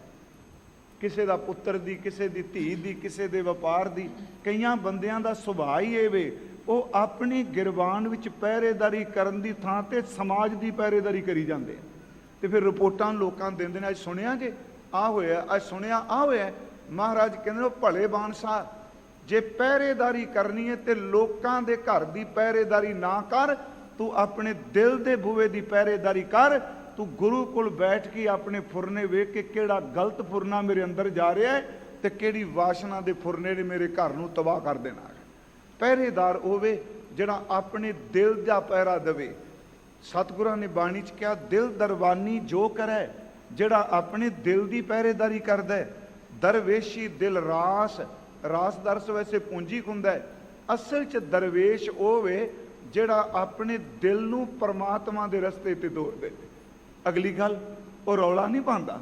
ਉਸ ਦਰਵੇਸ਼ ਨੂੰ ਪਤਾ ਮੇਰੇ ਅੰਦਰ ਦਾ ਇਸ਼ਕ, ਮੇਰੇ ਅੰਦਰ ਦੀ ਮੁਹੱਬਤ, ਮੇਰੇ ਅੰਦਰ ਦਾ ਪਿਆਰ ਮੈਨੂੰ ਕਿਸੇ ਨੂੰ ਦੱਸਣ ਦੀ ਲੋੜ ਨਹੀਂ। ਮੇਰਾ ਇਸ਼ਕ, ਮੇਰਾ ਪਿਆਰ, ਮੇਰੀ ਮੁਹੱਬਤ ਕਰਤਾ ਪੁਰਖ ਆਪ ਜਾਣਦਾ ਹੈ। ਸਿੱਧੀ ਗੱਲ, ਦਰਵੇਸ਼ ਉਹ ਵੇ ਗੁਰਮੁਖੋ ਜਿਹੜਾ ਆਪਣੇ ਦਿਲ ਦੇ ਫੁਰਨਿਆਂ ਦੀ ਨਿਗਰਾਨੀ ਰੱਖਦਾ। ਇਹ ਬੜਾ ਸੂਖਸ਼ਮ ਹੈ। ਦਿਲ ਦਰਵਾਨੀ ਜੋ ਕਰੇ, ਦਰਵੇਸ਼ੀ ਦਿਲ ਰਾਸ, ਇਸ਼ਕ ਮੁਹੱਬਤ ਨਾਨਕਾ ਲੇਖਾ ਕਰਤੇ ਪਾਸ। ਥੋੜਾ ਜਿਹਾ ਹੋਰ ਆਪਾਂ ਦੇਖ ਲਈਏ। ਗੁਰੂ ਗ੍ਰੰਥ ਸਾਹਿਬ ਵਿੱਚ ਦਰਵੇਸ਼ ਦੀ ਪਰਿਭਾਸ਼ਾ ਬਾਰੇ ਬਾਬਾ ਫਰੀਦ ਸਾਹਿਬ ਨੇ ਬਹੁਤ ਸ਼ਬਦ ਵਰਤੇ ਆ। ਗੁਰੂ ਨਾਨਕ ਸਾਹਿਬ ਜੀ ਨੇ ਵਰਤਿਆ ਸ਼ਬਦ ਸਾਧ, ਸਹਿਜ, ਸੁਖ, ਰਸ, ਕਸ, ਤਜੀਅਲੇ, ਕਾਪੜ ਛਾਡੇ ਚਮੜ ਲੀਏ, ਦੁਖੀਏ ਦਰਦਵੰਦ ਦਾ ਤੇਰੇ ਨਾਮ ਰਤੇ, ਦਰਵੇਸ਼ ਬਹਿ। ਜਿਨ੍ਹਾਂ ਨੇ ਦੁਨੀਆ ਦੇ ਸੁੱਖ ਤਿਆਗ ਦਿੱਤੇ, ਜਿਨ੍ਹਾਂ ਨੇ ਦੁਨੀਆ ਦੇ ਸਵਾਦ ਛੱਡ ਦਿੱਤੇ, ਜਿਨ੍ਹਾਂ ਨੇ ਦੁਨੀਆ ਦੀ ਵਾਸ਼ਨਾ ਤੋਂ ਆਪਣੇ ਆਪ ਨੂੰ ਬਚਾ ਲਿਆ। ਮਹਾਰਾਜ ਕਹਿੰਦੇ ਜਿਹੜੇ ਨਾਮ 'ਚ ਰੱਤੇ ਗਏ ਉਹ ਸੱਚੀ ਮੁੱਚੀ ਪਰਮਾਤਮਾ ਦੇ ਘਰ ਦੇ ਦਰਵੇਸ਼ ਨੇ। ਦੁਖੀਏ ਦਰਦਵੰਦ ਦਰ ਤੇਰੇ ਨਾਮ ਰੱਤੇ ਦਰਵੇਸ਼ ਪਏ, ਉਹ ਦਰਵੇਸ਼ ਨੇ। ਚਲੋ ਇੱਥੇ ਇੱਕ ਉਦਾਹਰਨ ਆਪਾਂ ਲੈ ਲੈਂਦੇ ਹਾਂ, ਸੌਖੀ ਜੀ, ਮੈਂ ਆਪਣੇ ਮਨ ਨੂੰ ਗੱਲ ਸਮਝਾਉਣ ਲਈ। ਕਿਹਾ ਜਾਂਦਾ ਹੈ ਕਿ ਇੱਕ ਵਾਰੀ ਕਿਸੇ ਰੱਬ ਨੂੰ ਇਸ਼ਕ ਕਰਨ ਵਾਲੇ ਬੰਦੇ ਨੇ ਜਾਂ ਮੁਹੱਬਤ ਕਰਨ ਵਾਲੇ ਬੰਦੇ ਨੇ ਕਿਸੇ ਦਰਵੇਸ਼ ਨੂੰ ਆਪਣੇ ਘਰ ਆਮੰਤਰਿਤ ਕੀਤਾ। ਇੱਕ ਬੇਨਤੀ ਮੈਂ ਹੋਰ ਕਰ ਦਿਆਂਗਾ, ਕਥਾ ਕਰਦੇ ਹਾਂ, ਸਰੋਤੇ ਠੀਕ ਹੈ ਆਪਣੇ ਢੰਗ ਨਾਲ ਸੋਚਦੇ ਆ, ਮਨ ਦੇ ਫੈਸਲੇ ਵੀ ਆਪਣੇ ਕਰਦੇ ਆ, ਤੇ ਇਹ ਵੀ ਸਪਸ਼ਟ ਹੈ ਕਿ ਜਿਤਨਾ ਮਰਜੀ ਕੋਈ ਚੰਗਾ ਬੋਲ ਲੈ, ਜਿਤਨਾ ਮਰਜੀ ਕੋਈ ਗੁਣ ਧਾਰਨ ਕਰ ਲੈ, ਸਾਰੀ ਦੁਨੀਆ ਕਦੀ ਵੀ ਉਸ ਬੰਦੇ ਨੂੰ ਪਸੰਦ ਨਹੀਂ ਕਰਦੀ। ਸੱਚ ਹੈ ਨਾ ਜੀ? ਇੱਥੋਂ ਬੰਦੇ ਦੀ ਗੱਲ ਤਾਂ ਛੱਡੋ, ਜਿਸ ਰੱਬ ਨੇ ਸਭ ਕੁਝ ਪੈਦਾ ਕੀਤਾ ਸਾਰੀ ਦੁਨੀਆ ਤੋਂ ਉਹਨੂੰ ਵੀ ਨਹੀਂ ਪਸੰਦ ਕਰਦੀ। ਮੈਂ ਪਿਛਲੇ ਦਿਨੀ ਸ਼ਹੀਦਾਂ ਇੱਕ ਬੇਨਤੀ ਕੀਤੀ, ਦੱਖਣ 'ਚ ਇੱਕ ਬਹੁਤ ਕ੍ਰਾਂਤੀਕਾਰੀ ਹੋਏ ਨੇ ਸਾਊਥ 'ਚ, ਮੈਂ ਨਾਂ ਨਹੀਂ ਲਵਾਂਗਾ। ਉਹਨਾਂ ਨੇ ਪਰਮਾਤਮਾ ਨੂੰ 15 ਸਵਾਲ ਕੀਤੇ ਆ, ਈਸ਼ਵਰ ਨੂੰ, ਤੇ ਸਵਾਲ ਇਹ ਨੇ ਵੀ ਉਖਾਈ ਨਹੀਂ। ਮੇਰੇ ਮਨ 'ਚ ਜਦੋਂ ਉਹਦਾ ਮੈਂ ਗ੍ਰੰਥ ਪੜ੍ਹਿਆ, ਜਿਹੜੇ ਉਹਦੇ 15 ਸਵਾਲ ਨੇ ਕਿ ਤੂੰ ਲੁਕ ਕਿਉਂ ਬੈਠਾ ਹੈ, ਤੂੰ ਬੁੱਝਦ ਲਿਖੇ, ਲੋਕਾਂ ਸਾਹਮਣੇ ਕਿਉਂ ਨਹੀਂ ਆਉਂਦਾ, ਉਹ ਮੇਰੇ ਮਨ 'ਚ ਆਇਆ ਵੀ ਇਹ ਬੰਦਾ ਕਹਿ ਰਿਹਾ ਮੈਂ ਈਸ਼ਵਰ ਨੂੰ ਨਹੀਂ ਮੰਨਦਾ, ਮੈਂ ਤਰਕ ਦੇ ਹਿਸਾਬ ਨਾਲ ਗੱਲ ਕਰ ਰਿਹਾ, ਮੈਂ ਲੌਜਿਕ ਨਾਲ ਗੱਲ ਕਰ ਰਿਹਾ, ਈਸ਼ਵਰ ਹੈ ਹੀ ਨਹੀਂ, ਤੇ ਜਿਹੜਾ ਹੈ ਹੀ ਨਹੀਂ ਤੇ ਉਹਦੇ ਤੇ ਸਵਾਲ ਕਰਨੇ ਵੀ ਤੇ ਮੂਰਖਤਾ ਹੀ ਹੈ ਨਾ। ਫਿਰ ਅਰ ਸੁਣਿਓ, ਜਿਹੜਾ ਤੂੰ ਮੰਨ ਰਿਹਾ ਹੈ ਹੀ ਨਹੀਂ, ਮੇਰੀ ਫਿਰ ਬੇਨਤੀ ਹੈ, ਉਹ ਕਹਿੰਦਾ ਈਸ਼ਵਰ ਨਹੀਂ, ਮੈਂ ਈਸ਼ਵਰ ਨੂੰ ਸਵਾਲ ਪੁੱਛਣਾ। ਜਦੋਂ ਤੇਰਾ ਅੰਦਰ ਇਹ ਮੰਨ ਰਿਹਾ ਵੀ ਹੈ ਹੀ ਨਹੀਂ ਤੇ ਜਿਹੜਾ ਹੈ ਹੀ ਨਹੀਂ ਉਹਦੇ ਤੇ ਪ੍ਰਸ਼ਨ ਕਰੀ ਜਾਂਦੇ, ਇਦੋਂ ਵੱਡਾ ਫਿਰ ਮੂਰਖ ਕਿਹੜਾ ਹੋ ਸਕਦਾ? ਇਹਦਾ ਮਤਲਬ ਅੰਦਰ ਉਹ ਵੀ ਕਿਤੇ ਮੰਨਦਾ ਪਿਆ, ਜਿਹਨੂੰ ਪੁੱਛਦਾ ਪਿਆ ਤੂੰ ਲੁਕਿਆ ਕਿਉਂ ਹੈ। ਫਿਰ ਬਰੀਕੀ ਨਾਲ ਬੇਨਤੀ ਸੁਣਿਓ, ਮੈਂ ਫਿਰ ਅਰਜ਼ ਕਰਾਂਗਾ। ਉਹ ਪੁੱਛ ਰਿਹਾ ਤੂੰ ਕਿੱਥੇ ਹੈ, ਤੂੰ ਲੁਕਿਆ ਕਿੱਥੇ ਹੈ? ਤੇ ਜੇ ਤੂੰ ਪੁੱਛ ਰਿਹਾ ਦਾ ਮਤਲਬ ਤੇਰੇ ਅੰਦਰ ਨੇ ਵਜੂਦ ਮੰਨ ਲਿਆ, ਭਾਵੇਂ ਫੁਰਨੇ ਦੇ ਤੌਰ ਤੇ ਮੰਨ ਲਿਆ, ਤੂੰ ਇਹ ਕਹਿ ਦਿੱਤਾ। ਮੈਂ ਫਿਰ ਅਰਜ਼ ਕਰਾਂਗਾ ਕਿ ਇੱਕ ਹੁੰਦਾ ਹੈ ਸ਼ਬਦ। ਡਾਕਟਰ ਰੂਪ ਸਿੰਘ ਉਹਨਾਂ ਨੇ ਇੱਕ ਵਾਰੀ ਲੇਖ ਲਿਖਿਆ ਸੀ ਪਿੱਛੇ ਜੀ, ਇਹ ਸਿਧਾਂਤ, ਸੰਵਾਦ ਤੇ ਸਾਖੀ। ਮੈਂ ਇਸ ਨੂੰ ਥੋੜ੍ਹੀ ਜਿਹੀ ਬੇਨਤੀ ਕਰ ਦਿਆਂਗਾ ਕਥਾ ਵਿੱਚ, ਕਿਉਂਕਿ ਜਦੋਂ ਸਾਖੀ ਚੱਲਦੀ ਹੈ ਕਈ ਐਸੇ ਸਰੋਤੇ ਨੇ ਉਹ ਕਹਿੰਦੇ ਇਹ ਤਾਂ ਕਿਹੜੀ ਕਹਾਣੀ ਸ਼ੁਰੂ ਕਰਕੇ ਬਹਿ ਗਏ। ਜਦੋਂ ਸੰਵਾਦ ਚੱਲਦਾ ਹੈ ਸ਼ਬਦ ਤੋਂ ਸ਼ਬਦ ਖੋਲਿਆ ਜਾਂਦਾ ਹੈ, ਤੇ ਜਿਹੜਾ ਸ਼ਬਦ ਬਾਰੇ ਜਾਣਕਾਰੀ ਨਹੀਂ ਰੱਖਦਾ ਉਹਦੀ ਸਮੱਸਿਆ ਖੜੀ ਹੋ ਜਾਂਦੀ ਹੈ, ਬਾਣੀ ਦੇ ਪ੍ਰਮਾਣ ਦਈ ਜਾਂਦੇ ਆ। ਹਾਂਜੀ, ਬੇਨਤੀ ਹੈ ਸਿਧਾਂਤ, ਇਹਦਾ ਲਫ਼ਜ਼ੀ ਅਰਥ ਹੈ ਸਿਧਾਂਤ ਦਾ ਅੰਤ ਸਿੱਧ ਕੀਤੀ ਹੋਈ ਬਾਤ। ਮੈਂ ਸਿਰਫ ਥੋੜਾ ਜਿਹਾ ਵਿੱਚੋਂ ਨਿਕਲਿਆ, ਆਵਾਂਗਾ ਫਿਰ ਵਿਸ਼ੇ ਤੇ। ਸਿਧਾਂਤ ਦਾ ਅਰਥ ਹੈ ਅੰਤ ਸਿੱਧ ਕੀਤੀ ਹੋਈ ਬਾਤ। ਇਹਦਾ ਮਤਲਬ ਜਿਸ ਗੱਲ ਨੂੰ ਮੱਥ ਕੇ ਰਿੜਕ ਕੇ ਵਿਚਾਰ ਕਰ ਕਰਕੇ ਜਿਹਦਾ ਤੱਤ ਕੱਢ ਲਿਆ ਜਾਏ ਨਾ, ਉਹਨੂੰ ਨਿਚੋੜ ਨੂੰ ਕਹਿੰਦੇ ਆ ਆਪਾਂ ਸਿਧਾਂਤ। ਫਿਰ ਮੈਂ ਬੇਨਤੀ ਕਰਾਂ, ਸਿਧਾਂਤ ਦਾ ਅਰਥ ਹੈ ਅੰਤ ਸਿੱਧ ਕੀਤੀ ਹੋਈ ਬਾਤ। ਹੁਣ ਸਿਧਾਂਤ ਨੂੰ ਸਮਝਣ ਲਈ ਸੰਵਾਦ ਰਚਾਇਆ ਜਾਂਦਾ ਹੈ, ਵਿਵਾਦ ਨਹੀਂ। ਫਿਰ ਅੱਜ ਸੁਣਿਓ, ਸੰਵਾਦ ਹੈ, ਵਿਵਾਦ ਨੂੰ ਕੋਈ ਥਾਂ ਨਹੀਂ, ਤੇ ਸੰਵਾਦ ਵਿੱਚ ਡਾਂਗ ਨਹੀਂ ਚੱਲਦੀ ਹੁੰਦੀ। ਫਿਰ ਅਰਜ ਹੈ, ਸੰਵਾਦ ਦੇ ਅੰਦਰ ਗਾਲੀ ਗਲੋਚ ਨਹੀਂ ਹੁੰਦਾ, ਸੰਵਾਦ ਦੇ ਅੰਦਰ ਕਿਸੇ ਨੂੰ ਅਪਮਾਨਿਤ ਨਹੀਂ ਕੀਤਾ ਜਾਂਦਾ। ਇੱਥੋਂ ਤੱਕ ਕਿ ਮੈਂ ਇੱਕ ਦਿਨ ਕਿਹਾ, ਗੁਰੂ ਨਾਨਕ ਸਾਹਿਬ ਨਾਲ ਜਿੰਨਾ ਸਭ ਤੋਂ ਵੱਧ ਸੰਵਾਦ ਕੀਤਾ ਕਿਸੇ ਕਾਜੀ ਨੇ ਇੰਨਾ ਨਹੀਂ ਕੀਤਾ। ਠੀਕ ਹੈ, ਕਾਜੀ ਰੁਕਨਦੀਨ ਨੇ 300 ਤੋਂ ਵੱਧ ਪ੍ਰਸ਼ਨ ਕੀਤੇ, ਪਰ ਉਹ ਸਾਡੇ ਕੋਲ ਹਿਸਟਰੀ ਦੇ ਰੂਪ 'ਚ ਨੇ, ਬਾਣੀ ਦੇ ਰੂਪ 'ਚ ਨਹੀਂ। ਮੈਂ ਬੇਨਤੀ ਕਰਾਂਗਾ, ਸਭ ਤੋਂ ਜ਼ਿਆਦਾ ਗੁਰੂ ਗ੍ਰੰਥ ਸਾਹਿਬ ਵਿੱਚ ਜੇ ਸਿਧਾਂਤਕ ਪ੍ਰਸ਼ਨ ਕਿਸੇ ਨੇ ਕੀਤਾ ਤੇ ਸਿੱਧਾਂ ਨੇ ਕੀਤੇ ਨੇ। ਸਿੱਧ ਗੋਸ਼ਟ ਬਾਣੀ ਸੰਵਾਦ ਹੈ, ਉਹ ਪ੍ਰਸ਼ਨ ਕਰਦੇ ਆ। ਤੇ ਮੈਂ ਹੈਰਾਨ, ਉਸ ਬਾਣੀ 'ਚ ਕੋਈ ਪੁਰਾਣਕ ਉਦਾਹਰਨ ਨਹੀਂ ਦਿੱਤੀ। ਧਰੂ ਦੀ, ਪ੍ਰਹਿਲਾਦ ਦੀ, ਗਨਕਾ ਦੀ, ਅਜਾਮਲ ਦੀ, ਹਾਂ ਜ਼ਿਕਰ ਹੁੰਦਾ ਹੈ ਉਹਨਾਂ ਦਾ, ਸਿੱਧਾਂ ਦੇ ਨਾਮਾਂ ਦਾ ਜ਼ਿਕਰ ਹੁੰਦਾ ਹੈ, ਪਰ ਪਿਆਰਿਓ ਉਹਨਾਂ ਦੇ ਸਵਾਲ ਇੰਨੇ ਕੁ ਬਰੀਕ ਨੇ, ਉਹ ਸਾਰੇ ਸਾਧਨਾ ਨਾਲ ਸੰਬੰਧਿਤ ਨੇ, ਕਿਉਂਕਿ ਉਹ ਸਾਧਨਾ ਕਰਨ ਵਾਲੇ ਨੇ। ਮੈਂ ਇੱਕ ਦਿਨ ਇੱਥੇ ਕਿਹਾ ਸੀ ਭਾਈ ਜੀ ਕਿ ਦੇਖੋ ਬਟਾਲੇ ਦੀ ਧਰਤੀ ਤੇ ਸਿੱਧ ਗੋਸ਼ਟ ਹੋਈ, ਅਚਲ ਭਾਈ ਸਾਹਿਬ ਕੋਈ ਗੁਰਦਾਸ ਸਾਹਿਬ ਨੇ ਲਿਖਿਆ, ਬਾਬੇ ਕੀਤੀ ਸਿੱਧ ਮੇਲਾ ਸੁਣ ਸ਼ਿਵਰਾਤ ਦਾ, ਬਾਬਾ ਅਚਲ ਬਟਾਲੇ ਆਈ, ਜਿਹਨੂੰ ਆਪ ਜੀ ਅਚਲ ਕਹਿੰਦੇ ਹੋ ਸ਼ਬਦ, ਅਚਲ ਬਟਾਲੇ ਆਈ। ਫਿਰ ਮੈਂ ਬੇਨਤੀ ਕਰਾਂ, ਉੱਥੇ ਹਜ਼ੂਰ ਨਾਲ ਗੋਸ਼ਟੀ ਹੋਈ, ਬਾਬੇ ਕੀਤੀ ਸਿੱਧ ਗੋਸ਼ਟ, ਸ਼ਬਦ ਸ਼ਾਂਤ ਸਿੱਧਾਂ ਵਿੱਚ ਆਈ। ਇਸ ਬੇਨਤੀ ਨੂੰ ਸੁਣਿਓ, ਸਿੱਧ ਗੋਸ਼ਟ ਦਾ ਮਤਲਬ ਇਹ ਨਹੀਂ ਕਿ ਗੋਸ਼ਟੀ ਕਰਕੇ ਚਲੇ ਗਏ। ਭਾਈ ਗੁਰਦਾਸ ਸਾਹਿਬ ਕਹਿੰਦੇ ਜਿਹੜੇ ਬੰਦੇ ਇੰਨੀ ਦੇਰ ਦੇ ਸ਼ਾਂਤੀ ਲਈ, ਅੰਦਰ ਦੇ ਟਿਕਾ ਲਈ ਘਰ-ਬਾਰ ਛੱਡ ਕੇ ਤੁਰੇ ਫਿਰਦੇ ਆ। ਹੁਣ ਅਸੀਂ ਮਜ਼ਾਕ 'ਚ ਕਈ ਗੱਲਾਂ ਕਰਦੇ ਨੇ ਜੀ, ਕਥਾ ਕਰਦੇ ਉਹ ਕੰਨ ਪਾਟਾ ਜੋਗੀ ਹੋਏ, ਉਹ ਸਵਾਹ ਮਲੀ ਬੈਠਾ ਹੋਏ। ਮੈਨੂੰ ਪਤਾ ਹੈ ਵੀ ਉਹਨਾਂ ਦਾ ਆਪਣਾ ਭੇਖ ਸੀ, ਗੁਰੂ ਜੀ ਨੇ ਤਾਂ ਉਸ ਭੇਖ ਦੀ ਵੀ ਆਖਿਆ ਵੀ ਰੂਹਾਨੀਅਤ ਕੀਤੀ ਹੈ ਜੀ। ਪਰ ਇਹ ਸ਼ਬਦ ਕਹਿ ਜਾਣਾ ਮੰਗ ਖਾਣੀ। ਮੈਂ ਫਿਰ ਬੇਨਤੀ ਕਰਾਂਗਾ ਕਿ ਜ਼ਿਆਦਾਤਰ ਜਿਹੜੇ ਉਸ ਵਕਤ ਸਿੱਧ ਨਾਥ ਸਨ, ਉਹ ਯਾਦ ਰੱਖਿਓ ਰੋਜੀ ਦੀ ਖਾਤਰ ਭੇਖ ਨਹੀਂ ਸੀ ਧਾਰਨ ਕੀਤਾ। ਭਰਥਰੀ ਰਾਜ ਛੱਡ ਕੇ ਚੱਲਿਆ, ਗੋਪੀ ਚੰਦ ਰਾਜ ਛੱਡ ਕੇ ਚੱਲਿਆ। ਜਿਹੜੇ ਬੰਦੇ ਰਾਜਿਆਂ ਦੇ ਪੁੱਤਰ ਸਨ, ਜਿਨ੍ਹਾਂ ਕੋਲ ਰਾਜ ਭਾਗ ਪਦਾਰਥ ਸਭ ਕੁਝ ਸੀ, ਉਹ ਸਭ ਕੁਝ ਤਿਆਗ ਕੇ ਉਹਨਾਂ ਚਿੱਪੀ ਵਿੱਚ ਰੋਟੀ ਮੰਗਣ ਜਾਣਾ ਸੀ। ਉਹ ਸੱਚ ਦੀ ਭਾਲ 'ਚ ਤੁਰੇ ਸਨ, ਉਹ ਕਿਸੇ ਮੰਜ਼ਿਲ ਤੇ ਪਹੁੰਚਣਾ ਚਾਹੁੰਦੇ ਸਨ, ਰਿਧੀਆਂ ਸਿੱਧੀਆਂ ਉਹਨਾਂ ਦੇ ਕੋਲ ਸਨ। ਤੇ ਮੈਂ ਬੇਨਤੀ ਕਰਾਂ, ਜਦੋਂ ਬਾਬਾ ਜੀ ਨਾਲ ਉਹਨਾਂ ਗੋਸ਼ਟੀ ਕੀਤੀ ਸੁਮੇਰ ਪਰਬਤ ਤੇ ਹੋਈ, ਨਾਨਕ ਮਤਾ ਸਾਹਿਬ ਜਿਹਨੂੰ ਅੱਜ ਆਪਾਂ ਕਹਿੰਦੇ ਆ ਗੋਰਖ ਮਤਾ ਸੀ, ਉੱਥੇ ਹੋਈ। ਅਖੀਰਲੀ ਗੋਸ਼ਟ ਜਦੋਂ ਅਚਲ ਹੋਈ ਤੇ ਉੱਥੇ ਭਾਈ ਸਾਹਿਬ ਕਹਿੰਦੇ ਨੇ ਸੱਚਮੁੱਚ ਅਚਲ ਦੀ ਧਰਤੀ ਤੇ ਗੋਸ਼ਟੀ ਤੋਂ ਬਾਅਦ ਸਿੱਧ ਬਿਲਕੁਲ ਸ਼ਾਂਤ ਹੋ ਗਏ। ਸਾਡੇ ਕੋਲ ਅਚਲ ਸਥਾਨ ਹੈ, ਪਰ ਮੈਂ ਤਾਂ ਕਈ ਵਾਰੀ ਕਹਿੰਦਾ ਸਿੱਖਾਂ ਨੂੰ ਚਾਹੀਦਾ, ਇੱਥੇ ਵਿਦਵਾਨਾਂ ਨੂੰ ਜਿਹੜੇ ਸੈਮੀਨਾਰ ਬਾਹਰ ਕਰਦੇ ਆ, ਅਚਲ ਜਾ ਕੇ ਕਰੋ, ਕਿਉਂਕਿ ਗੁਰੂ ਨਾਨਕ ਸਾਹਿਬ ਨੇ ਉਸ ਧਰਤੀ ਦੇ ਉੱਤੇ ਸੰਵਾਦ ਦੀ ਨੀਂਹ ਰੱਖੀ ਸੀ। ਉੱਥੇ ਗੋਸ਼ਟੀ ਹੋਈ, ਬਾਬੇ ਕੀਤੀ ਸਿੱਧ ਗੋਸ਼ਟ, ਸ਼ਬਦ ਸ਼ਾਂਤ ਸਿੱਧਾਂ ਵਿੱਚ ਆਈ। ਉੱਥੇ ਫਿਰ ਸਿੱਧਾਂ ਨੇ ਇੱਕ ਬਚਨ ਵੀ ਕਿਹਾ ਹੈ, ਉਹ ਜਿਹੜਾ ਅਸੀਂ ਪੜ੍ਹਨੇ ਆ ਕਿ ਸਿੱਧ ਬੋਲਣ ਸ਼ੁਭ ਬਚਨ, ਧੰਨ ਨਾਨਕ ਤੇਰੀ ਵੱਡੀ ਕਮਾਈ। ਕਿਉਂਕਿ ਉਹਨਾਂ ਬੰਦਿਆਂ ਨੇ ਕਮਾਈ ਕੀਤੀ। ਸੱਜਣ ਠੱਗ ਨੇ ਨਹੀਂ ਕਿਹਾ ਬਾਬਾ ਜੀ ਤੁਹਾਡੀ ਕਮਾਈ ਵੱਡੀ, ਕੌਡੇ ਨੇ ਭਾਈ ਕੌਡੇ ਨੇ ਨਹੀਂ ਕਿਹਾ ਤੁਹਾਡੀ ਕਮਾਈ ਵੱਡੀ।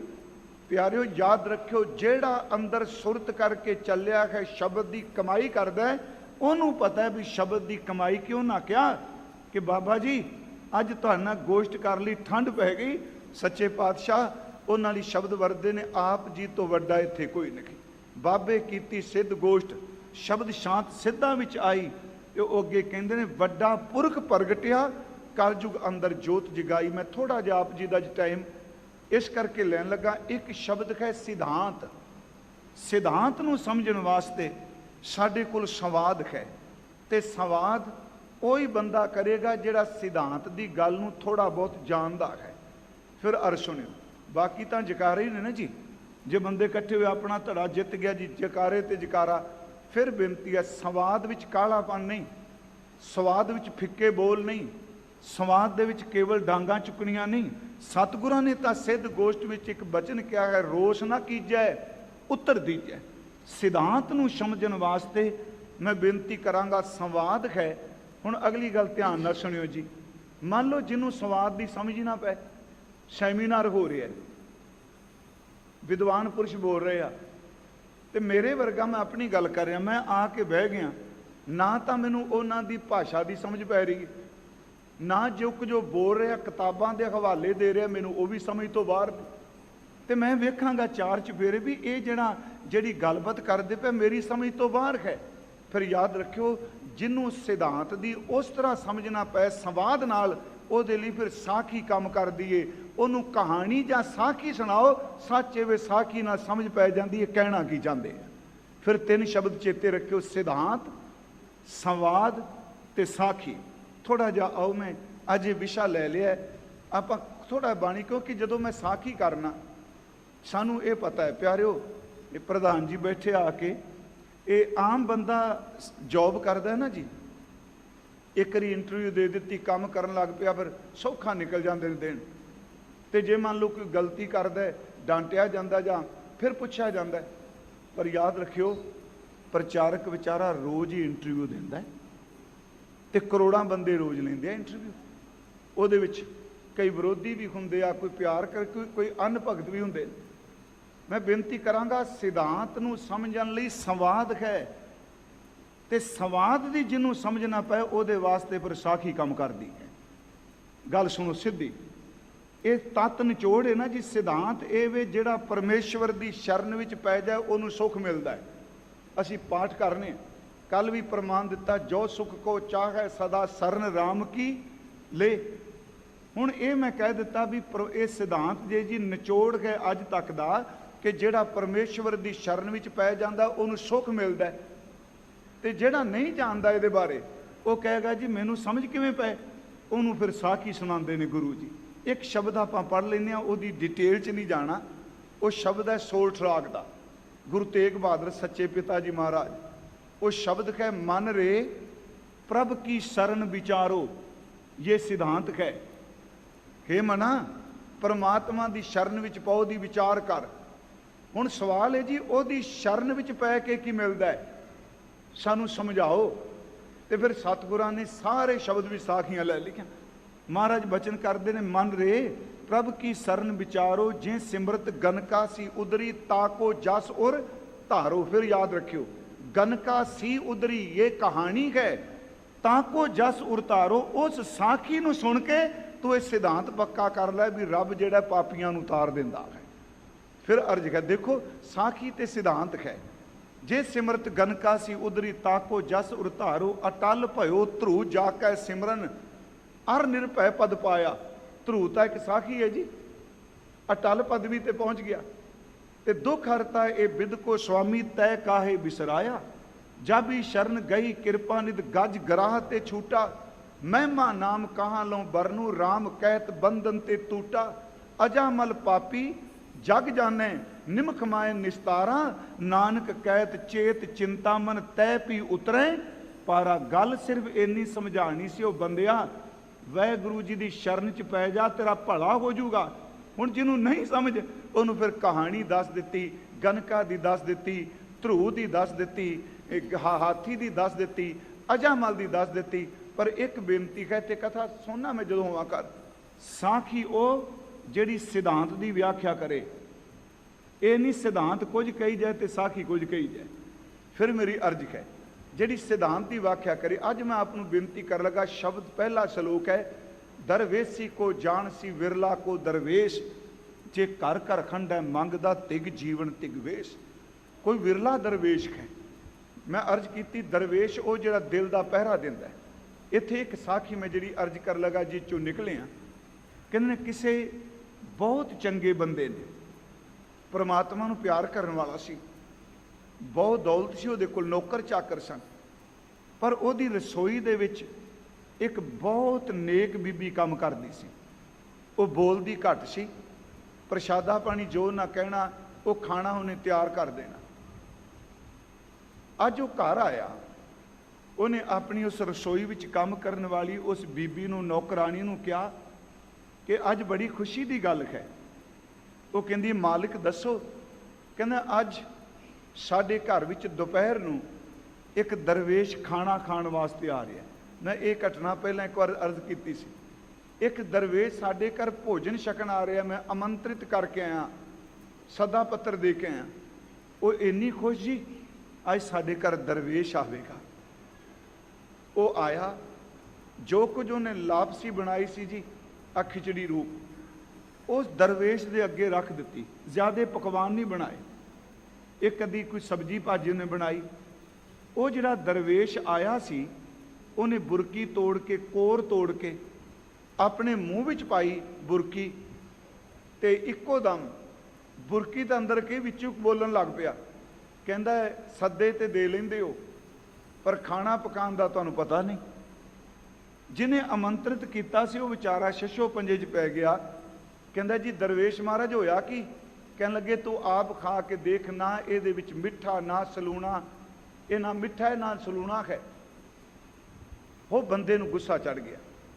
ਜਿਹੜੀ ਰਸੋਈ ਵਿੱਚ ਰੋਜ਼ ਕੰਮ ਕਰਦੀ ਸੀ, ਐਡਾ ਸੋਹਣਾ ਭੋਜਨ ਬਣਾਉਂਦੀ ਸੀ, ਉਹਨੇ ਆਵਾਜ਼ ਮਾਰ ਕੇ ਤਾੜਨਾ ਕਰਕੇ ਕਿਹਾ ਤੈਨੂੰ ਅਕਲ ਨਹੀਂ? ਅੱਜ ਸਾਡੇ ਘਰ ਦਰਵੇਸ਼ ਨੇ ਖਾਣਾ ਖਾਣਾ ਸੀ, ਆਹ ਦੇਖ ਕੀ ਕਹਿ ਰਹੇ ਨੇ, ਇਹਦੇ ਵਿੱਚ ਨਾ ਲੂਣ ਨਾ ਮਿੱਠਾ, ਕੁਛ ਵੀ ਨਹੀਂ ਭੋਜਨ 'ਚ। ਉਸ ਬੀਬੀ ਨੇ ਜਿਹੜੀ ਗੱਲ ਕਹੀ ਸੁਣਨ ਵਾਲੀ, ਕਹਿਣ ਲੱਗੇ ਮਾਲਕ ਜੀ ਤੁਸੀਂ ਜਿਹੜਾ ਮੈਨੂੰ ਸੁਨੇਹਾ ਦਿੱਤਾ ਸੀ ਉਹ ਦਰਵੇਸ਼ ਲਈ ਦਿੱਤਾ ਸੀ, ਜੀਭ ਦੇ ਚਸਕੋਲੇ ਵਾਸਤੇ ਨਹੀਂ ਸੀ ਦਿੱਤਾ। ਫਿਰ ਸ਼ਬਦ ਧਿਆਨ ਨਾਲ ਸੁਣਿਓ, ਤੁਸੀਂ ਮੈਨੂੰ ਇਹ ਕਿਹਾ ਸੀ ਵੀ ਦਰਵੇਸ਼ ਨੇ ਰੋਟੀ ਖਾਣੀ ਹੈ, ਇਹ ਦਰਵੇਸ਼ ਵਾਸਤੇ ਬਣਾਈ ਹੈ, ਨਾ ਇਹ ਤਾਮਸੀ ਭੋਜਨ ਹੈ, ਨਾ ਇਹਦੇ 'ਚ ਮਿੱਠਾ ਹੈ, ਨਾ ਇਹਦੇ 'ਚ ਜ਼ਿਆਦਾ ਲੂਣ ਹੈ, मैं सोचिया साधना करने वाला, इबादत करने वाला, भजन बंदगी करने वाला, ਉਹਦੇ ਲਈ ਇਹ ਹਲਕਾ ਖਾਣਾ ਹੀ ਚੰਗਾ ਹੈ। ਤੇ ਜੇ ਮੈਨੂੰ ਤੁਸੀਂ ਕਹਿ ਦਿੰਦੇ ਕਿ ਜੀਭ ਦੇ ਚਸਕੇ ਵਾਲੇ ਨੇ ਆਉਣਾ ਤੇ ਮੈਂ ਰੋਟੀ ਉਹੋ ਜਿਹੀ ਬਣਾ ਦਿੰਦੀ। ਅਸਲ 'ਚ ਮਾਲਕ ਤੈਨੂੰ ਸੱਚ ਦੱਸਾਂ, ਇਹ ਦਰਵੇਸ਼ ਖਾਈ ਨਹੀਂ ਜਿਹੜਾ ਜੀਭ ਦੇ ਚਸਕੇ ਤੋਂ ਉੱਪਰ ਨਹੀਂ ਉੱਠ ਸਕਿਆ, ਨੇ ਰੱਬ ਦਾ ਸਵਾਦ ਕਦੋਂ ਲੈਣਾ। ਮੈਂ ਫਿਰ ਅਰਜ਼ ਕਰਾਂਗਾ, ਇਹ ਦਰਵੇਸ਼ੀ ਥੋੜਾ ਹੈ। ਗੁਰੂ ਨਾਨਕ ਸਾਹਿਬ ਜੀ ਦੇ ਬਚਨ ਨੇ ਕਿ ਦਰਵੇਸ਼ ਉਹ ਜਿਹੜਾ ਸੁੱਖ ਸਹਿਜ ਸਾਧ ਸਭ ਤੋਂ ਉੱਪਰ ਉੱਠ ਗਿਆ। ਇੱਕ ਹੋਰ ਬੇਨਤੀ, ਬਾਬਾ ਫਰੀਦ ਸਾਹਿਬ ਜੀ, ਕਿਉਂਕਿ ਇਸਲਾਮ ਦੇ ਅੰਦਰ ਦਰਵੇਸ਼ ਦੀ ਸੂਫੀਆਂ ਵਿੱਚ ਬੜੀ ਵੱਡੀ ਥਾਂ ਹੈ, ਉਹਨਾਂ ਦੀ ਬਾਣੀ ਪੜ੍ਹੋ। ਉਹ ਕਹਿੰਦੇ ਆ ਭਾਈ 4 ਸ਼ਬਦ ਨੇ, 112 ਸ਼ਲੋਕ ਨੇ, 18 ਸ਼ਲੋਕ ਸਤਿਗੁਰਾਂ ਦੇ ਨਾਲ ਦਰਜ ਨੇ। ਉਹ ਕਹਿੰਦੇ ਦਰਵੇਸ਼ ਕੱਪੜੇ ਪਾ ਕੇ ਨਹੀਂ ਬਣਦਾ, ਦਰਵੇਸ਼ ਲਫ਼ਜ਼ ਵਰਤ ਕੇ ਨਹੀਂ ਬਣਦਾ ਮੈਂ ਦਰਵੇਸ਼ ਹੋ ਗਿਆ। ਕਹਿੰਦੇ ਦਰਵੇਸ਼ ਤਾਂ ਉਹ ਬਣਦਾ ਜਿਹਨੂੰ ਰੱਬ ਮਿਹਰ ਕਰਕੇ ਆਪਣੇ ਲੜ ਨਾਲ ਲਾ ਲੈਂਦਾ ਹੈ। ਆਪ ਲਈਏ ਲੜ ਲਾਏ ਦਰ ਦਰਵੇਸ਼ ਸੇ, ਉਸ ਦੇ ਦਰ ਦੇ ਦਰਵੇਸ਼ ਉਹੀ ਨੇ ਜਿਨ੍ਹਾਂ ਨੂੰ ਵਾਹਿਗੁਰੂ ਜੀ ਨੇ ਆਪਣੇ ਲੜ ਨਾਲ ਲਾ ਲਿਆ। ਆਪ ਲਈਏ ਲੜ ਲਾਏ ਦਰ ਦਰਵੇਸ਼ ਸੇ, ਤਿੰਨ ਧਨ ਜਣੇਂਦੀ ਮਾਊ ਆਏ ਸਫਲ ਸੇ। ਪਰ ਆਪਣੇ ਬਾਰੇ ਉਹ 2 ਸ਼ਬਦ ਵਰਤਦੇ ਨੇ। ਉਹਨਾਂ ਦਾ ਇੱਕ ਸ਼ਲੋਕ ਹੈ, ਫਰੀਦਾ ਦਰ ਦਰਵੇਸ਼ੀ ਗਾਖੜੀ, ਕਹਿੰਦੇ ਬੜੀ ਔਖੀ ਹੈ ਦਰਵੇਸ਼ੀ ਕਮਾਣੀ। ਤੇ ਸੱਚੀ ਜੀ ਉਸ ਦਰਵੇਸ਼ ਦਾ ਬਾਬਾ ਫਰੀਦ ਸਾਹਿਬ, ਜਿਨ੍ਹਾਂ ਦਾ ਮੁਕੰਮਲ ਨਾਮ ਸੀ ਸ਼ੇਖ ਫਰੀਦੁਦੀਨ ਮਸੂਦ ਦੇ ਗੰਜੇ ਸ਼ੱਕਰ, ਐਡੀ ਉਹਨਾਂ ਦੀ ਘਾਲਣਾ ਸੀ ਜੀ, ਇੰਨੀ ਕਮਾਈ ਸੀ। ਉਹ ਫਿਰ ਵੀ ਕਹਿੰਦੇ ਨੇ ਨਹੀਂ ਲੋਕੋ, ਦਰਵੇਸ਼ੀ ਕਮਾਣੀ ਬੜੀ ਔਖੀ ਹੈ। ਦਰ ਦਰਵੇਸ਼ੀ ਗਾਖੜੀ ਚੱਲਾਂ ਦੁਨੀਆ ਭੱਤ, ਬੰਨ ਉਠਵਾਈ ਪੋਟਲੀ ਕਿੱਥੇ ਵੰਝਾਂ ਘੱਤ। ਰੱਬ ਜੀ ਲੋਕ ਮੈਨੂੰ ਦਰਵੇਸ਼ ਕਹਿੰਦੇ ਨੇ, ਦਰਵੇਸ਼ੀ ਬੜੀ ਔਖੀ ਹੈ। ਮੈਂ ਕੱਪੜੇ ਦਰਵੇਸ਼ਾਂ ਵਾਲੇ ਪਾ ਲੈਨੇ, ਪਰ ਸਿਰ ਉੱਪਰ ਪੰਡ ਦੁਨੀਆਦਾਰੇ ਵਾਲੀ ਚੁੱਕੀ ਹੈ। ਮੇਰੇ ਇੰਦਰੀਆਂ ਦਾ ਸੁਭਾਅ ਤੇ ਉਹੀ ਹੈ ਜਿਹੜਾ ਦੁਨੀਆਦਾਰ ਬੰਦਿਆਂ ਦਾ। ਦਰ ਦਰਵੇਸ਼ੀ ਗਾਖੜੀ ਚੱਲਾਂ ਦੁਨੀਆ ਭੱਤ, ਬੰਨ ਉਠਾਈ ਪੋਟਲੀ ਕਿੱਥੇ ਵੰਝਾਂ ਘੱਤ। ਉਹਨਾਂ ਦਾ ਇੱਕ ਹੋਰ ਬਚਨ ਹੈ, ਕਾਲੇ ਮਹਿੰਡੇ ਕੱਪੜੇ ਕਾਲਾ ਮਹਿੰਡਾ ਵੇਸ। ਲੋਕੀ ਮੈਨੂੰ ਦਰਵੇਸ਼ ਕਹਿ ਰਹੇ ਨਾ, ਕਾਲੇ ਮਹਿੰਡੇ ਕੱਪੜੇ ਕਾਲਾ ਮਹਿੰਡਾ ਵੇਸ, ਗੁਨਾਹੀ ਭਰਿਆ ਮੈਂ ਫਿਰਾਂ, ਮੈਂ ਔਗਣਾਂ ਨਾਲ ਭਰਿਆ। ਲੋਕ ਕਹਿਣ ਦਰਵੇਸ਼, ਲੋਕੀ ਮੈਨੂੰ ਦਰਵੇਸ਼ ਕਹਿੰਦੇ ਆ। ਹਾਂ, ਮੈਂ ਗੁਰੂ ਘਰ 'ਚ ਜਿਹੜਾ ਦਰਵੇਸ਼ ਹੈ ਨਾ ਜੀ, ਉਹਦੀ ਬੜੀ ਉੱਚੀ ਥਾਂ ਹੈ। ਆਪ ਨੂੰ ਇੱਕ ਅਰਜ਼ ਕਰਨੀ ਹੈ, ਬਾਬਾ ਬਲਵੰਡ ਜੀ ਨੇ ਨਾ ਜੀ, ਰਾਏ ਬਲਵੰਡ ਜੀ ਨੇ ਗੁਰੂ ਅੰਗਦ ਸਾਹਿਬ ਨੂੰ ਦਰਵੇਸ਼ ਕਿਹਾ ਹੈ। ਰਾਮਕਲੀ ਕੀ ਵਾਰ 'ਚ ਬਚਨ ਹੈ, ਦਰ ਦਰਵੇਸ਼ ਖਸਮ ਦੈ ਨਾਏ ਸੱਚੈ ਬਾਣੀ ਲਾਲੀ, ਬਲਵੰਡ ਖੀਵੀ ਨੇਕ ਜਨ ਜਿਸ ਬਹੁਤੀ ਛਾਂ ਪਤਰਾਲੀ, ਲੰਗਰ ਦੌਲਤ ਵੰਡਿਆ ਰਸ ਅੰਮ੍ਰਿਤ ਖੀਰ ਕਿਆਲੀ। ਇਸ ਤੁਕ ਵੱਲ ਧਿਆਨ ਦਿਆ ਜੇ, ਦਰ ਦਰਵੇਸ਼ ਖਸਮ ਦੈ, ਕਿ ਗੁਰੂ ਅੰਗਦ ਸਾਹਿਬ ਜੀ ਆਪਣੇ ਖਸਮ ਧੰਨ ਗੁਰੂ ਨਾਨਕ ਸਾਹਿਬ ਦੇ ਦਰ ਤੇ ਡਿੱਗੇ ਹੋਏ ਦਰਵੇਸ਼ ਨੇ, ਉਹਨਾਂ ਦੇ ਦਰ ਦੇ ਦਰਵੇਸ਼ ਨੇ। ਦਰ ਦਰਵੇਸ਼ ਖਸਮ ਦੈ, ਉਹਨਾਂ ਦੇ ਬੂਹੇ ਤੇ ਡਿੱਗ ਪਿਆ।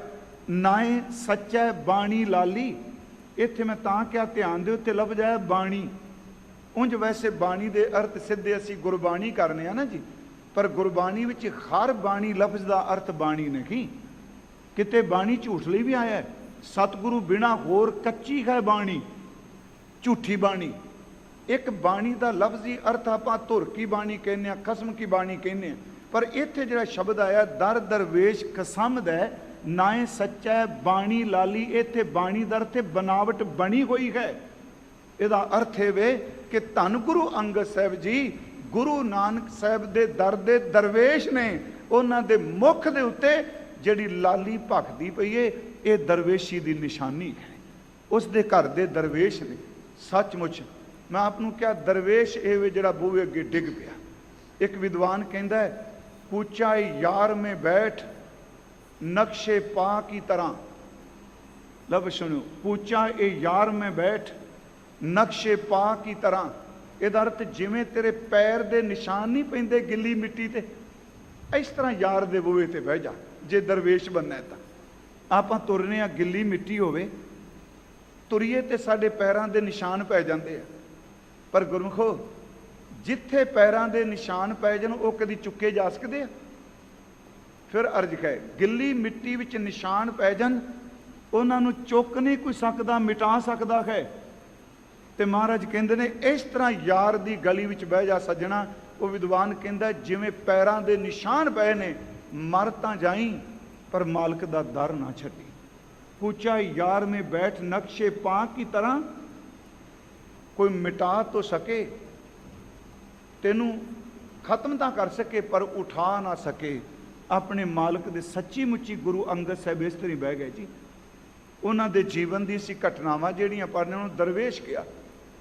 उन्होंने जदों गुरु साहब कोई काम कहते 7 बचन 7-8 साखियां ने साडी हिस्टरी विच। हालांकि गुरु अंगद साहब जी ने 7 साल सेवा की, 1532 तो लैके सन 1539 तक हुक्म दी कार ही की। हुण इदों वध दरवेशी की होवेगी जी। अद्धी रात नूं आवाज़ देनी है कि धर्मशाला की कंध डिग पई, बनाओ जी 7 बचन। रात नूं कहना कपड़े धो के लियाओ जी 7 बचन। बेनती करा कौला डिग पिया चिक्कड़ च, कड्डो जी। पुत्रा ने कहा नहीं, पर दरवेश ने कह दिता 7 बचन। मैं बेनती करांगा कि जे पुछना किन्नी रात निकली, किसी ने कहा 1.5 पैर, किसी ने कहा 2.5 पैर, देख के बाहरों आ गए। पर आके क्या जिन्नी लंघ गई तेरे हुक्म च लंघ गई, जिन्नी रहिंदी है तेरे भाणे विच निकल जाएगी। दरवेशी है ना।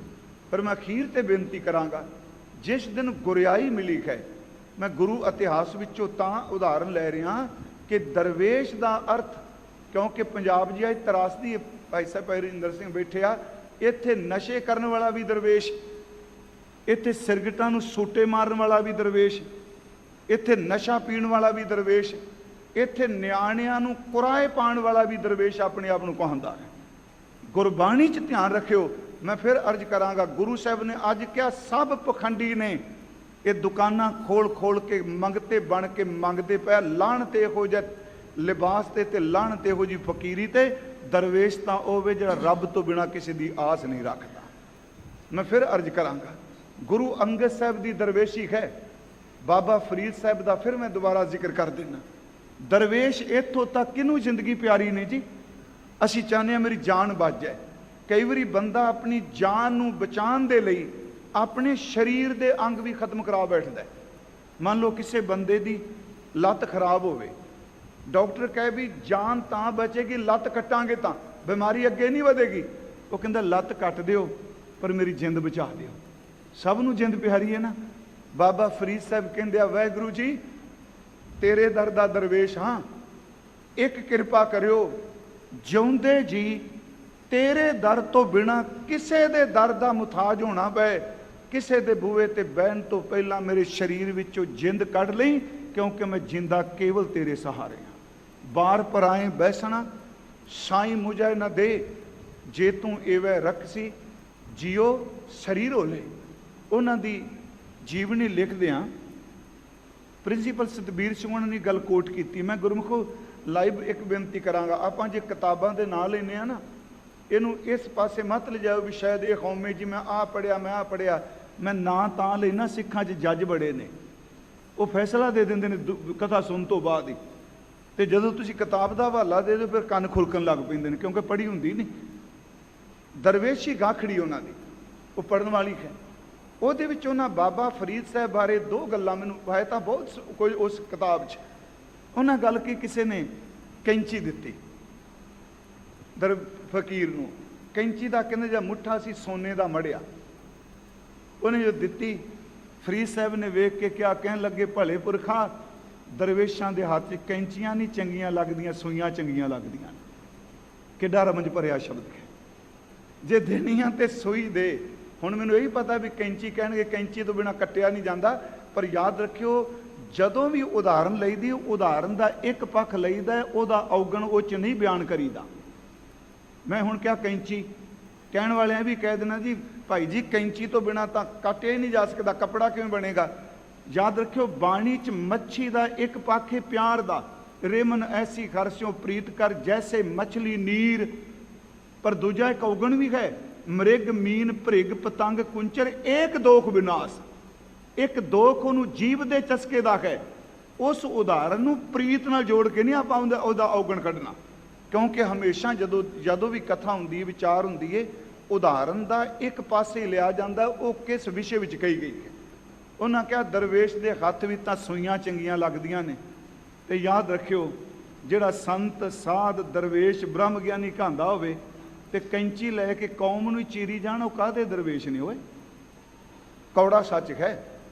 ਪ੍ਰਚਾਰਕ ਵੀ ਕੈਂਚੀ ਲੈ ਕੇ ਬਸ ਲੀਰਾਂ ਹੀ ਕਰੀ ਜਾਏ, ਲੀਰਾਂ ਤਾਂ ਜਣਾ ਖਣਾ ਕਰ ਸਕਦਾ। ਮੈਂ ਸੱਚੀ ਤੁਹਾਨੂੰ ਦੱਸਾਂ, ਇੱਕ ਬੰਦਾ ਜਿਹਨੂੰ ਕੱਪੜੇ ਦਾ ਕੋਈ ਵੀ ਪਤਾ ਨਹੀਂ ਨਾ, ਉਹਨੂੰ ਕਹੋ ਫੜ ਕੈਂਚੀ ਇਹਨੂੰ ਚੀਰ ਦੇ, ਉਹ ਕਹੇਗਾ ਲਿਆ। ਉਹਨੂੰ ਕਹਿਣਾ ਸੀ, ਕਿਉਂਕਿ ਸੀਣ ਵਾਸਤੇ ਗੁਣ ਚਾਹੀਦਾ ਹੁੰਦਾ, ਕੱਟ ਤਾਂ ਜਣਾ ਖਾਣਾ ਵੀ ਸਕਦਾ ਹੈ। ਕੈਂਚੀ ਤਾਂ ਜਣਾ ਖਾਣਾ ਪਕੜ ਕੇ ਮੈਨੂੰ ਤੇ ਉਹ ਥਾਣ ਮੈਂ ਕਰ ਦਿਆਂਗਾ ਉਹਦੇ ਟੁਕੜੇ ਕਈ। ਤੇ ਜੇ ਇੱਕ ਮੈਨੂੰ ਕਹਿ ਵੀ ਹੁਣ ਇਹਨੂੰ ਸੂਈ ਧਾਗੇ ਨਾਲ ਇਹਨੂੰ ਸੀ, ਮੈਂ ਕਹਾਂਗਾ ਸੀਤਾ ਨਹੀਂ ਜਾਂਦਾ। ਯਾਦ ਰੱਖਿਓ, ਕੱਟ ਤਾਂ ਹਰ ਬੰਦਾ ਹੀ ਲੈਂਦਾ ਹੈ, ਖੰਡਨ ਤਾਂ ਹਰ ਬੰਦਾ ਹੀ ਕਰ ਸਕਦਾ। ਗੁਰਮੁਖੋ, ਸੀਣਾ ਕੇਵਲ ਦਰਵੇਸ਼ ਦਾ ਕੰਮ। ਬਾਬਾ ਜੀ ਨੇ ਸੂਈ ਦਿੱਤੀ ਦੁਨੀ ਚੰਦ ਨੂੰ, ਕਮਾਲ ਦੀ ਗੱਲ, ਸੂਈ ਦਿੱਤੀ। ਸੂਈ ਜਦੋਂ ਉਹਨੇ ਕਿਹਾ ਮੇਰੇ ਝੰਡੇ ਝੂਲਦੇ ਨੇ, ਸੂਈ ਦਿੱਤੀ। ਉਹ ਸੂਈ ਕੰਮ ਹੀ ਦੋ ਕਰਦੀ ਏ। ਤਿੱਖਾ ਪਾਸਾ ਬੰਦੇ ਨੂੰ ਚੁਬੋ ਦਿਓ ਤੇ ਸੁਚੇਤ ਹੋ ਜਾਂਦਾ ਹੈ, ਪਿਛਲੇ ਪਾਸਿਓਂ ਧਾਗਾ ਪਾ ਕੇ ਸੀ ਦਿੰਦੀ ਏ। ਗੁਰੂ ਨੇ ਮਾਇਆ ਦੀ ਨੀਂਦ ਵੀ ਸੁੱਤੇ ਨੂੰ ਸ਼ਬਦ ਦੀ ਇਹੋ ਜੀ ਸੂਈ ਦੀ ਚੋਲ ਮਾਰੀ। ਮੈਂ ਸੂਈ ਦੇ ਅਰਥ ਬਾਹਰ ਨਹੀਂ ਕੇਵਲ ਕਰ ਰਿਹਾ। ਉਹ ਉੱਠ ਕੇ ਬੈਠ ਗਿਆ। ਗੁਰੂ ਨੇ ਕਿਹਾ, ਸਤਿਗੁਰਾਂ ਨੇ ਕਿਹਾ, ਗੱਲ ਸੁਣ ਦੁਨੀ ਚੰਦਾ, ਆ ਤੇਰੀ ਸੁਰਤ ਸੂਈ ਆ। ਇਹ ਵਾਹਿਗੁਰੂ ਜੀ, ਇੱਕ ਕੰਮ ਕਰ, ਸੋਨੇ ਕੀ ਸੂਈ ਰੂਪੇ ਕਾ ਧਾਗਾ, ਇਸ ਸੂਈ ਦੇ ਵਿੱਚ ਸ਼ਬਦ ਨੂੰ ਪਰੋਲ ਹੈ। ਮੈਂ ਫਿਰ ਬੇਨਤੀ ਕਰਾਂਗਾ। ਉਹਨਾਂ ਕਿਹਾ ਵੀ ਦਰਵੇਸ਼ਾਂ ਦੀ ਅੱਜ ਸੂਈ। ਦੂਜੀ ਗੱਲ, ਕਿੰਨੇ ਕੋ ਮੈਂ ਫਿਰ ਬੇਨਤੀ ਕਰਾਂ, ਖੁਦਾਰ ਸੰਜੀ, ਫਕੀਰ ਦੀ ਆਪਣੀ ਦੁਨੀਆ ਹੁੰਦੀ ਹੈ, ਦਰਵੇਸ਼ ਦੀ ਆਪਣੀ ਦੁਨੀਆ ਹੁੰਦੀ ਹੈ। ਜੇ ਉਹ ਤੁਰਨ ਲੱਗੇ ਆ ਤੇ ਥੋੜਾ ਜਿਹਾ ਹੱਥ ਬਜ਼ੁਰਗ ਹੋ ਗਏ, ਬਾਬਾ ਸਾਹਿਬ ਨੇ ਹੱਥ 'ਚ ਸੋਟੀ ਪਕੜਾ ਦਿੱਤੀ ਮੁਰੀਦ ਨੇ। ਇਤਿਹਾਸ ਕਹਿੰਦਾ 2 ਕਦਮ ਚੱਲੇ, ਅੰਤਲੇ ਦਿਨਾਂ ਸੋਟੀ ਭਵਾ ਕੇ ਪਰਾਂ ਮਾਰੀ ਤੇ ਨਾਲ ਹੀ ਕਹਿੰਦੇ ਨੇ, ਉਹ ਫਰੀਦ ਸਾਰੀ ਜ਼ਿੰਦਗੀ ਅੱਲਾ ਤੋਂ ਬਿਨਾ ਕਿਸੇ ਦਾ ਆਸਰਾ ਨਹੀਂ ਲਿਆ, ਹੁਣ ਤਾਂ ਦਿਨ ਹੀ 4 ਰਹਿ ਗਏ ਨੇ, ਸੋਟੀ ਦਾ ਕੀ ਕਰਨਾ। ਮੈਂ ਫਿਰ ਅਰਜ਼ ਕਰਾਂਗਾ, ਦਰਵੇਸ਼ ਘਰ ਘਰ ਮੰਗਣ ਵਾਲਾ ਨਹੀਂ ਹੁੰਦਾ। ਦਰਵੇਸ਼ ਹੋਵੇ ਜਿਹੜਾ ਰੱਬ ਦੇ ਦਰ ਤੇ ਡਿੱਗ ਪਿਆ ਹੈ। ਗੁਰੂ ਗੋਬਿੰਦ ਸਿੰਘ ਦਰਵੇਸ਼ ਨੇ ਜੀ।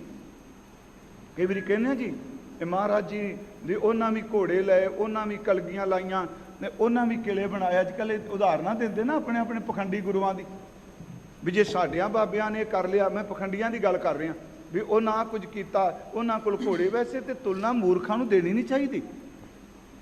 ਯਾਦ ਰੱਖਿਓ, ਜੇ ਕਿਲੇ ਬਣਾਏ, ਘੋੜੇ ਬਣਾਏ, ਕਲਗੀਆਂ ਲਾਈਆਂ, ਉਸੇ ਰੰਗ 'ਚ, ਤੇ ਜਿੱਦਣ ਸਭ ਕੁਝ ਚਲਾ ਗਿਆ, ਨਾ ਕਲਗੀ, ਨਾ ਜੋੜਾ, ਨਾ ਘੋੜਾ, ਨਾ ਪਰਿਵਾਰ, ਨਾ ਕਿਲੇ, ਕੁਝ ਵੀ ਨਹੀਂ, ਉਦੋਂ ਵੀ ਮਾਛੀਵਾੜੇ ਦੇ ਸੱਥਰਾਂ 'ਚ ਬੈਠਾ ਗੁਰੂ ਰੱਬ ਦੇ ਗੀਤ ਪਿਆ ਗਾਉਂਦਾ ਹੈ।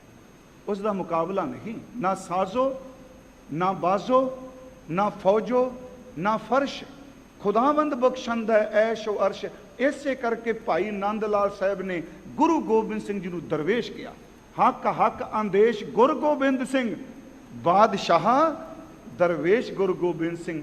ਉਹ ਬਾਦਸ਼ਾਹ ਵੀ ਨੇ ਪਿਆਰਿਓ, ਉਹ ਦਰਵੇਸ਼ ਵੀ ਨੇ। ਇੱਥੇ ਦਰਵੇਸ਼ ਦਾ ਅਰਥ ਕਰਾਂਗਾ ਤਿਆਗੀ। ਖਿੰਨ ਲਾਇਆ, ਸਭ ਕੁਝ ਤਿਆਗ। ਅੱਜ ਗੁਰੂ ਅਮਰਦਾਸ ਕਹਿੰਦੇ ਨੇ, ਭਾਈ ਜਿਹੜਾ ਘਰ ਘਰ ਮੰਗਦਾ ਫਿਰਦਾ ਉਹਨੂੰ ਦਰਵੇਸ਼ ਕਿਉਂ ਕਹਿੰਦੇ? ਦਰਵੇਸ਼ੀ ਕੋ ਜਾਣਸੀ ਵਿਰਲਾ ਕੋ ਦਰਵੇਸ਼, ਜੇ ਘਰ ਘਰ ਖੰਡਾ ਮੰਗਦਾ ਤ੍ਰਿਗ ਜੀਵਨ ਤ੍ਰਿਗ ਵੇਸ਼। ਬਾਬਾ ਜੀ ਨੇ ਕਿਹਾ, ਸਾਹਿਬ ਦੀ ਕਰ ਚਾਕਰੀ, ਦਿਲ ਦੀ ਲਾਹੇ ਭਰਾਂਦ, ਦਰਵੇਸ਼ਾਂ ਨੂੰ ਲੋੜੀ ਹੈ ਰੁੱਖਾਂ ਦੀ ਜਿਰਾਂਦ। ਪਿਆਰਿਓ, ਰੁੱਖ ਵਰਗਾ ਹੁੰਦਾ ਹੈ ਦਰਵੇਸ਼।